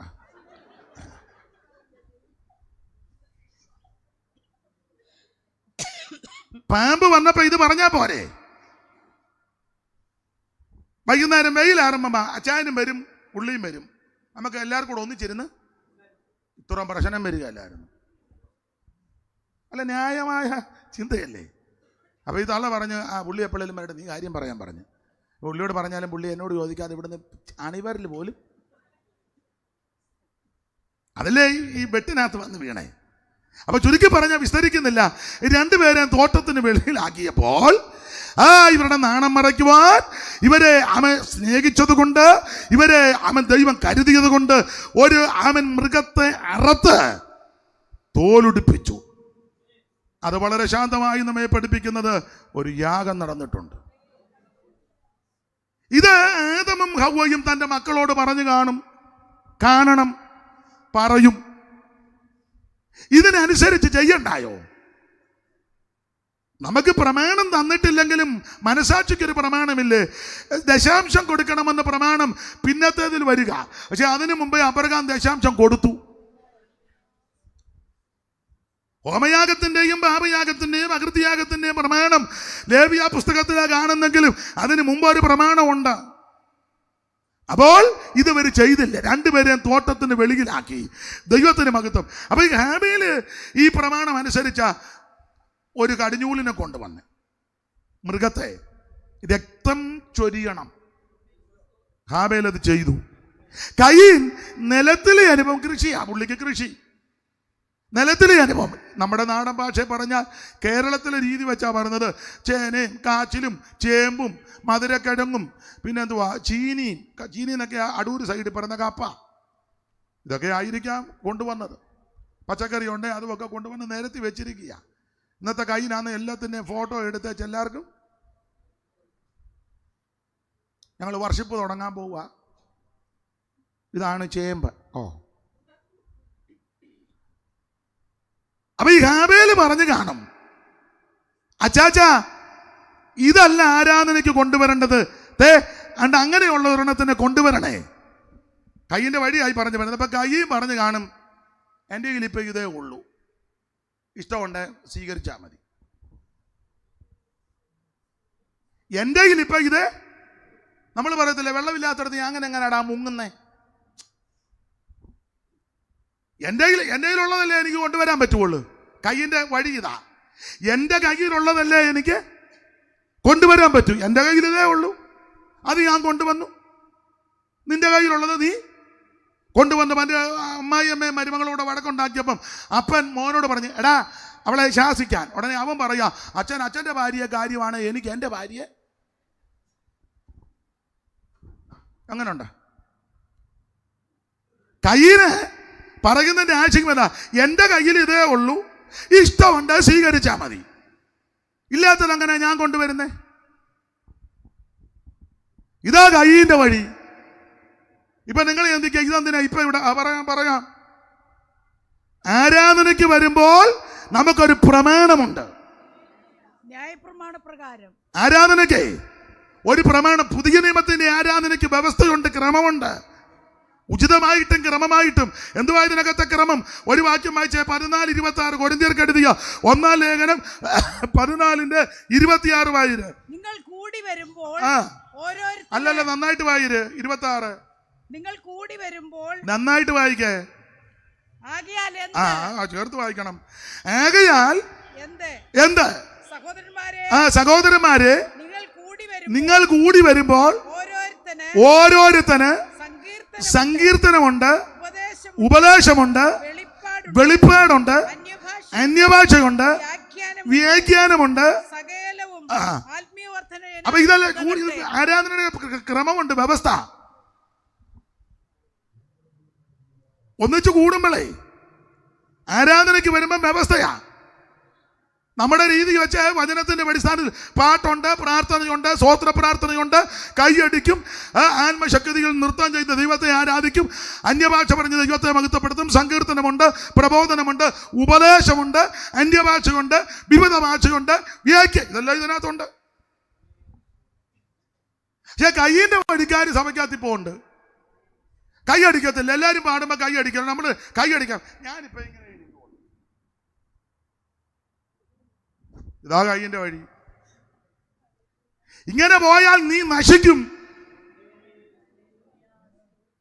നമ്മൾ പറയത്തില്ലേ ദൈവദാസന്മാര് സഭായത്തിന് അല്ല, സഭായം മാത്രമല്ല, യോഗ്യമായ വസ്ത്രം ധരിക്കണമെന്ന്. അന്നേരം ഇവന്റെ മസിലുമൊക്കെ പെരുപ്പിച്ച് സ്ത്രീകളാണെങ്കിൽ ഇവിടുന്ന് ഗീറി ഈ തൊട്ടാൻ കൈ വന്നിട്ട് കിടന്നങ്ങ് പൊളയുക. ഇവിടെ അങ്ങ് ഇറങ്ങി, പുറകും അങ്ങ് ഇറങ്ങി, എന്തൊക്കെയാണ് എല്ലാവരുടെയും കാര്യമല്ല. ഉടനെ നമ്മൾ ദൈവദാസന്മാരും ഒക്കെ പറയാ, കുഞ്ഞെ യോഗ്യമായ വസ്ത്രം ധരിക്ക്. ഉടനെ പറഞ്ഞ ഞാൻ ഇങ്ങനെ വരുന്നോളൂ, ഇഷ്ടമുണ്ട്. ഇതാ കയ്യിന്റെ വഴി. സ്ത്രീകളും യോഗ്യമായ വസ്ത്രം തിരുമേശ കൊടുക്കുന്നേ, തിരുമേശ എടുക്കുകയല്ല. തിരുമേശയായിട്ട് വല്ലപ്പോ ഇങ്ങനെ ഇരിക്കുക, സായിബാബയെ പോലെ. എടാ തിരുമേശ എടുക്കടാ, എനിക്ക് വേണ്ട, ഞാൻ ഇഷ്ടമുണ്ട് എന്നെ ഇവിടെ. ഇതാ കയ്യിന്റെ വഴി. സ്തോത്രം. കൈയടിച്ച് പാട്ട് പാടാൻ പറഞ്ഞാൽ കൈ അടിക്കുകയല്ല, എന്നാലും തൂങ്ങിച്ചത്ത പോലെ ഇരിക്കുക. പറയുന്നത് എന്നാന്നറിയോ? ഞാനിങ്ങനെ ഇരിക്കുന്നുള്ളൂ, ഇഷ്ടമുണ്ട് ഈ സഭയിൽ എന്നെ ഇരുത്തിയാൽ മതി. ഇതാ കയ്യിന്റെ വഴി. ദൈവത്തിന് മഹത്വം. നിന്റെ ഇഷ്ടമല്ല, നമ്മുടെ ഇഷ്ടമൊന്നുമല്ല. ദൈവം വെച്ചിരിക്കുന്ന പ്രമാണപ്രകാരം വേണം ദൈവത്തെ ആരാധിക്കാൻ. സഭയിലുള്ളവരുടെ ഇഷ്ടത്തിനല്ല ദൈവത്തെ ആരാധിക്കുന്നത്. പാസ്റ്ററുടെ ഇഷ്ടവുമല്ല, സെക്രട്ടറിയുടെ ഇഷ്ടവുമല്ല, ട്രഷറിൻ്റെയും കമ്മിറ്റിക്കാരുടെ ഇഷ്ടത്തിനനുസരിച്ചല്ല. ആൾക്കാർ കൂടി ഇപ്പം അങ്ങനെ ആണല്ലോ, ഇഷ്ടം നമ്മുടെ ഇഷ്ടമനുസരിച്ച പ്രസംഗത്തിന് തന്നെ എന്തുവാ ഇനി വലിയ വലിയ കൺവെൻഷനൊക്കെ ഇത് കൊടുക്കുമല്ലോ, വിഷയം, തീം. അവരെല്ലാം കൂടെ കൂടിയിരുന്നങ്ങ് പിന്നെ വരുന്നവരെല്ലാം പ്രസംഗ മത്സരമാണ്. കേൾക്കാൻ വരുന്നവരെല്ലാം മാർക്ക് ഇട്ടു. ഇന്നലത്തതായിരുന്നു, മിനിഞ്ഞാന്നത്തു. ഇവനിങ്ങനെ പെടല് വെട്ടിക്കുന്നതില്ലാതെ ഇവൻ ഗുണമാകുന്നുമില്ല. എല്ലാ യോഗത്തിനും പെടല് വെട്ടിച്ചേച്ച് മത്സരമല്ലേ. ചിലടത്തൊക്കെ വലിയ വലിയ കൺവെൻഷനെ പ്രസംഗിക്കണമെങ്കിൽ കാശ് കൊടുക്കണം. വെളിയിൽ നിന്നൊക്കെ ചെല്ലി വരുമ്പോൾ ഇത് നിങ്ങൾക്ക് പറയാനും ഒന്ന് വർത്താവിത്തായ പറയുന്നത്. പിന്നെ നമ്മൾ കേട്ട് അപ്പം പറയാം, ജോർജ് കുട്ടി മിണ്ടായിരിക്കും, കാശ് പുള്ളി ഇറക്കി കളിക്കുക എന്ന് പറയും. ഇതെല്ലാം സഹിച്ച് നമ്മൾ ഇരിക്കുക. കയ്യിന്റെ വഴിയിൽ നടക്കരുത്. ആരാധന നമ്മുടെ ഇഷ്ടത്തിനല്ല, നമ്മുടെ പ്രമാണവുമല്ല, ദൈവം വച്ചിരിക്കുന്ന പ്രമാണമാണ്. അപ്പോൾ നമ്മുടെ ഇഷ്ടം അതാ കയ്യിന്റെ വഴി. അങ്ങനെയുള്ള വഴിയിൽ കൂടെ പോയാൽ ഞാനും നിങ്ങളും നശിക്കും. ആരാധനയ്ക്കൊരു ക്രമമുണ്ട്. എബ്രായർ 9:1 വായിച്ചേ. ആദ്യ നിയമത്തിനും ആരാധനയ്ക്കുള്ള ചട്ടങ്ങൾ, അങ്ങനല്ലയോ? എബ്രായർ 9:1. എന്നാൽ ആദ്യ നിയമത്തിനും ആരാധനയ്ക്കുള്ള പ്രിയരെ, ആരാധനയ്ക്ക് ചട്ടമുണ്ട്, പ്രമാണമുണ്ട്, ക്രമമുണ്ട്. ചില ആൾക്കാർ ധരിച്ചേക്കുന്നത് പെന്തിക്കോസ് എങ്ങനെയാലും ഒക്കെ. അല്ലല്ല, ഇതിന് പ്രമാണമുണ്ട്. പക്ഷെ ഇപ്പൊ കുറെ ആൾക്കാർ ഇറങ്ങി ഇത് എങ്ങനെയാലും ഒക്കെ ഇട്ട് ആക്കുക. അങ്ങനല്ല, ഇതിന് പ്രമാണമുണ്ട്. നീ മാനസാന്തരപ്പെട്ട് യേശുക്രിസ്തുവിനെ രക്ഷിതാവായി സ്വീകരിക്കണം. തീർന്നില്ല ഇതിന്റെ പ്രമാണം. വെള്ളത്തിൽ മുങ്ങി പിതാവിന്റെയും പുത്രന്റെയും പരിശുദ്ധാത്മാവിന്റെ നാമത്തിൽ നീ സ്നാനപ്പെടണം. തീർന്നില്ല, നീ അഭിഷേകം പ്രാപിക്കണം. ഈ അഭിഷേകം സഭക്കാരുടേതല്ല, ദൈവത്തിന്റെ ദാനമാ. ഇത് ദൈവത്തിന്റെ പരിശുദ്ധാത്മാവാ. ഇത് പത്തിച്ചിറയോനാച്ചൻ നന്നയിച്ചു പോയതോ മാങ്ങാനം ജോസഫ് എന്നതോ വാര്യാപുരം കൊണ്ടുവന്നതൊന്നുമല്ല. കുക്കു സാഹിബ് അമേരിക്കന്ന് കൊണ്ടുവന്നതല്ല. ജോർജ് ബർഗ്, മേരി ചാമാന് മാവേലിക്കരെ കൊണ്ടുവന്ന് ഇറക്കിയതുമല്ല. അവരല്ലയോ മാവേലിക്കരെ വന്നേ? വന്നില്ലേ? ഇത് നോയൽ സാഹിബോ നാഗൽ സാഹിബ് കൊണ്ടുവന്നതല്ല. ഇത് സാഹിബിന്റെ മാർഗമല്ല. ഒരുത്തരുടെ ഇത് ദൈവത്തിന്റെ ദാനമാണ്. ആഗ്രഹിക്കുന്ന ആത്മാക്കളെ ദൈവം തൃപ്തിപ്പെടുത്തും. Praise the Lord. എന്നിൽ വിശ്വസിക്കുന്നവന്റെ ഉള്ളിൽ നിന്ന് തിരുവെടുത്ത് പറയുന്നത് പോലെ ജീവജലത്തിന് നദി ഒഴുകണം. നീ അഭിഷേകം പ്രാപിച്ച് ദൈവത്തെ ആരാധിക്കണം. സഭയിലുള്ള സകല എണ്ണവും അഭിഷേകം പ്രാപിക്കണം. ഇതേ കൈയടിക്കത്തുമില്ല, പാടുകയില്ല, പ്രാർത്ഥിക്കുക ഒന്ന് സഭായത്തിന് വരികയല്ല. അഥവാ വന്നാൽ സഭായം തുടങ്ങി കുറെ കഴിയുമ്പോൾ ചങ്ങാടം തള്ളിക്കൊണ്ട് വരുന്നത് പോലെ കയറി വരും. കയറി വന്നാലോ കാലും വെച്ച് തള്ളവല്ലും മറപ്പിച്ച് ഇവനെയല്ല എന്തിക്കോസ്. എന്നാ പറഞ്ഞേ? അത് ഞാൻ മടിക്കു കൂടെ പറയണോ? നിങ്ങൾ പറഞ്ഞെന്നും പറഞ്ഞേ പറയുള്ളൂ. പറയണോ? എടാ, ഇത് പെന്തിക്കോസാ. എല്ലാരും പാട്ട് പാടുമ്പോ നീ രാമങ്കാക്ക ഇരിക്കുമ്പോൾ ഇരിക്കരുത്. രാമങ്കാക്ക വാർത്തണ്ടായിരിക്കുന്ന കണ്ടിട്ടില്ലേ? ഞാൻ സ്റ്റേജായിരിക്കുന്നവരോടൊക്കെ ചെല്ലും പറയും. സ്റ്റേജായിരിക്കുന്ന ചിലർ പാടുകയില്ല, പ്രാർത്ഥിക്കും. ഉമ്മ വന്ന് ഞാനാണ് മിക്കതിനെ ഇറക്കും. ഇവിടെ പ്രസംഗിക്കുന്നവനാന്നേലും കൊള്ളാം, കേൾക്കുന്നവരാന്നേലും കൊള്ളാം, തിരുമേനിയാന്നേലും കൊള്ളാം. ഇവിടെ അതൊന്നുമില്ല. സകലരും ദൈവത്തെ ആരാധിക്കണം. പ്രസംഗിക്കാൻ ചിലപ്പോൾ എല്ലാവർക്കും ഒത്തൊന്നോ സമയം കിട്ടിയെന്ന് വരികയല്ല. പ്രാർത്ഥിക്കാൻ ചിലപ്പോൾ എല്ലാവർക്കും അവസരം കിട്ടിയെന്ന് വരത്തില്ല. വാക്യം വായിക്കാനും ചിലപ്പോൾ എല്ലാ അവസരം കിട്ടിയെന്ന് വരത്തില്ല. പക്ഷെ ആരാധിക്കാൻ എല്ലാവർക്കും അവസരമുണ്ട്. ദൈവത്തെ ആരാധിക്കാൻ എല്ലാവർക്കും അവസരമുണ്ടെന്ന്. ഇന്ന് രാത്രി ഇത് പെന്തിക്കോസ് ആരാധനയാ. നീ അഭിഷേകം പ്രാപിച്ചു വേണം ദൈവത്തെ ആരാധിക്കാൻ. സഭയിൽ വരുന്ന ഈ അഭിഷേകം പ്രാപിക്കാത്തവനെ ഒന്നും കമ്മിറ്റിയിൽ എടുക്കരുത്. അവനെ സെക്രട്ടറിയാ കമാൻഡറാന്നും പറഞ്ഞ് വന്നിരുന്ന പോടാന്ന് പറയണം.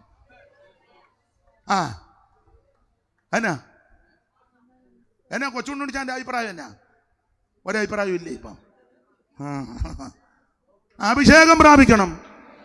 നീ ആത്മനിറവിൽ ദൈവത്തെ ആരാധിക്കണം. ദൈവത്തിന്റെ നദിയിൽ വെള്ളം നിറഞ്ഞിരിക്കുക.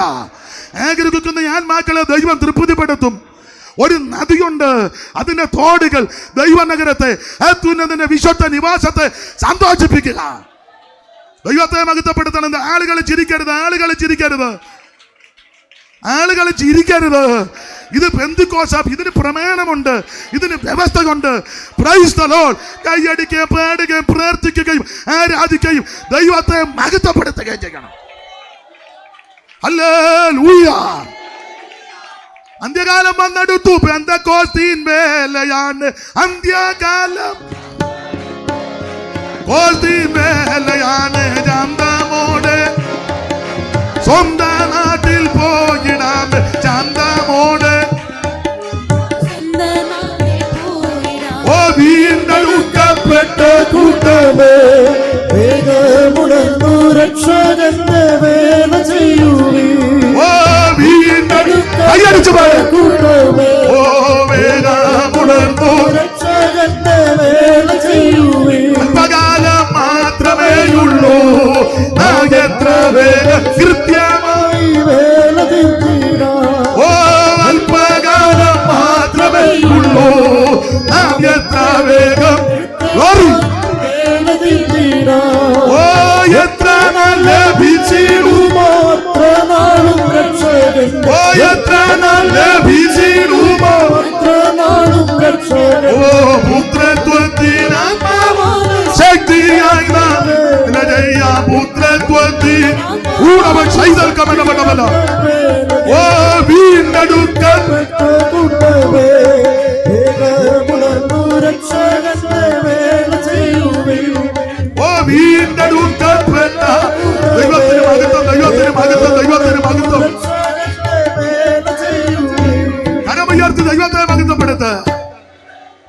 പെന്തിക്കോസ് ആരാധന എന്ന് പറഞ്ഞാൽ തീ കത്തുന്ന ആരാധനയാ. മാറാ രോഗികൾ ഇതിനകത്ത് വന്നാൽ കയ്യൊന്നും വെക്കണ്ട, ആരാധനയിൽ സൗഖ്യമാകും.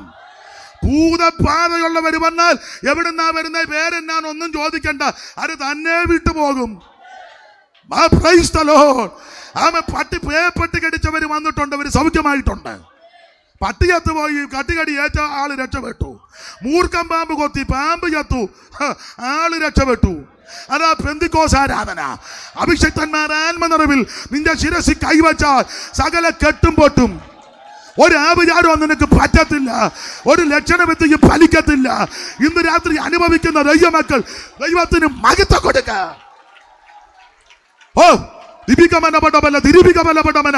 ഇന്ന് രാത്രി ചില കെട്ടുകൾ പൊട്ടട്ടെ. ദേശത്തിന്റെ വ്യാപാര ശക്തികൾ വടക്കിനോട് തരിക എന്നും തെക്കിനോട് തടുത്തു വെക്കരുത്. ഇന്ന് രാത്രി ജനത്തെ തടയുന്ന ദേശാധിപതികളുടെ ശക്തികൾ, ചെറുകോലിനെ അടക്കി ഭരിക്കുന്ന ദുഷ്ട ശക്തികൾ, ഇന്ന് രാത്രി വിടുതൽ വിടുതൽ വിടുതൽ. വടക്കിനോട് തരിക, തെക്കിനോട് തടുത്തു വെക്കരുത്. ഇന്ന് രാത്രി ദേശത്തിന്റെ കെട്ടുപൊട്ടട്ടെ. അന്യായ ബന്ധനം ഇന്ന് രാത്രി അഴിയട്ടെ. അടമന ജലതലപടവ റിഗതന. ഈ രാത്രി ആത്മാക്കൾ വിടുവിക്കപ്പെടട്ടെ, കുടുംബങ്ങൾ വിടുവിക്കപ്പെടട്ടെ, വ്യക്തികൾ വിടുതലെടുക്കട്ടെ. സാത്താന്റെ കെട്ടുകൾ ഇന്ന് രാത്രി പൊട്ടട്ടെ. സാത്താന്റെ കെട്ടുകളെ അടിപ്പാൻ പ്രത്യക്ഷനായ ദൈവപുത്രന്റെ ശക്തി. അടമത്തുനയ രഗതക്കടയ ധിരജാര അന്തലവേദി വൈഡപ്രമന. ഇന്ന് രാത്രി ദൈവിക വിടുതൽ.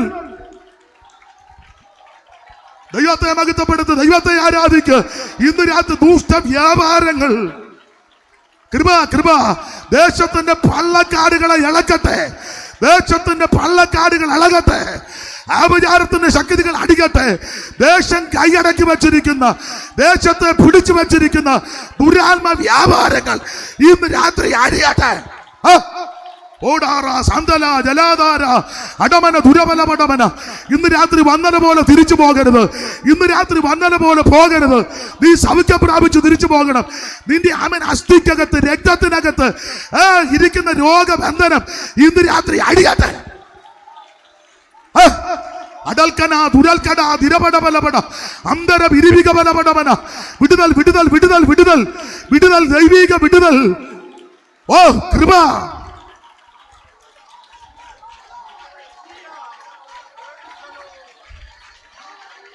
ദൈവത്തിന് മഹത്വം, ദൈവത്തിന് മഹത്വം, ദൈവത്തിന് മഹത്വം, ദൈവത്തിന് മഹത്വം, ദൈവത്തിന് മഹത്വം, ദൈവത്തിന് മഹത്വം, ദൈവത്തിന് മഹത്വം, ദൈവത്തിന് മഹത്വം, ദൈവത്തിന് മഹത്വം, ദൈവത്തിന് മഹത്വം, ദൈവത്തിന് മഹത്വം.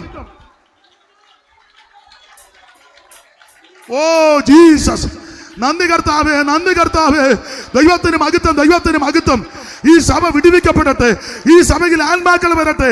ഈ സഭയിൽ ആത്മാക്കൾ വരാതിരിക്കാൻ തടസ്സമായി വ്യാപരിക്കുന്ന ദേശത്തിന്റെ കെട്ടുകൾ ഇന്ന് രാത്രി അടിയട്ടെ. വടക്കിന്നും തെക്കിന്നും ആത്മാക്കൾ കടന്നു വരട്ടെ. കുടുംബങ്ങൾ വിടുതൽ പ്രാപിക്കട്ടെ. സമീപ ഭവനങ്ങൾ വിടുതൽ പ്രാപിക്കട്ടെ. ഈ സമീപ ഭവനങ്ങളിൽ ദൈവ പ്രവൃത്തി വെളിപ്പെടട്ടെ. അന്തരാ ജലാധാര വൈഡപ്രമനപടബല അന്തൽ വിരിവിരിവികബലപട. ഇന്ന് രാത്രി ദൈവം അത്ഭുതം ചെയ്യുന്ന രാത്രി. ഇന്ന് രാത്രി ദൂതനെ ദൈവം അയക്കട്ടെ. അതിവേഗത്തിലോടുന്ന ദൈവത്തിന്റെ വചനം, എന്റെ വായിൽ നിന്ന് പുറപ്പെടുന്ന എന്റെ വചനം വെറുതെ എന്റെ അടുക്ക വരത്തില്ല. അയച്ച കാര്യം സാധിപ്പിക്കും, ഇഷ്ടമുള്ളത് നിവർത്തിക്കും. ഇന്ന് രാത്രി ദൈവശക്തി. ദൈവത്തിന് മഹത്വം, ദൈവത്തിന് മഹത്വം, ദൈവത്തിന് മഹത്വം.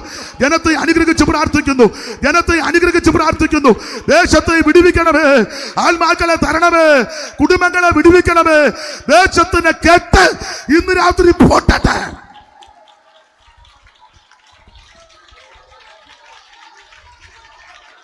ഊടമക്ഷസി വൈഡപ്രമനപടമന.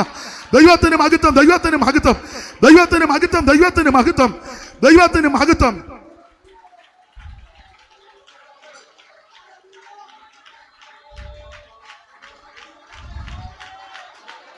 കൃപ, ദൈവകൃപ, ദൈവകൃപ.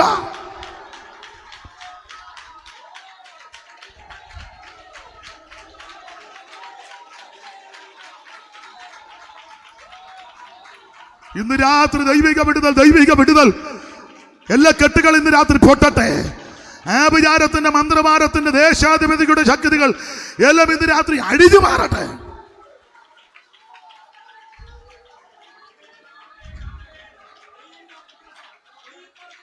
കരമുയർത്തി ദൈവത്തെ മഹത്വപ്പെടുത്താം.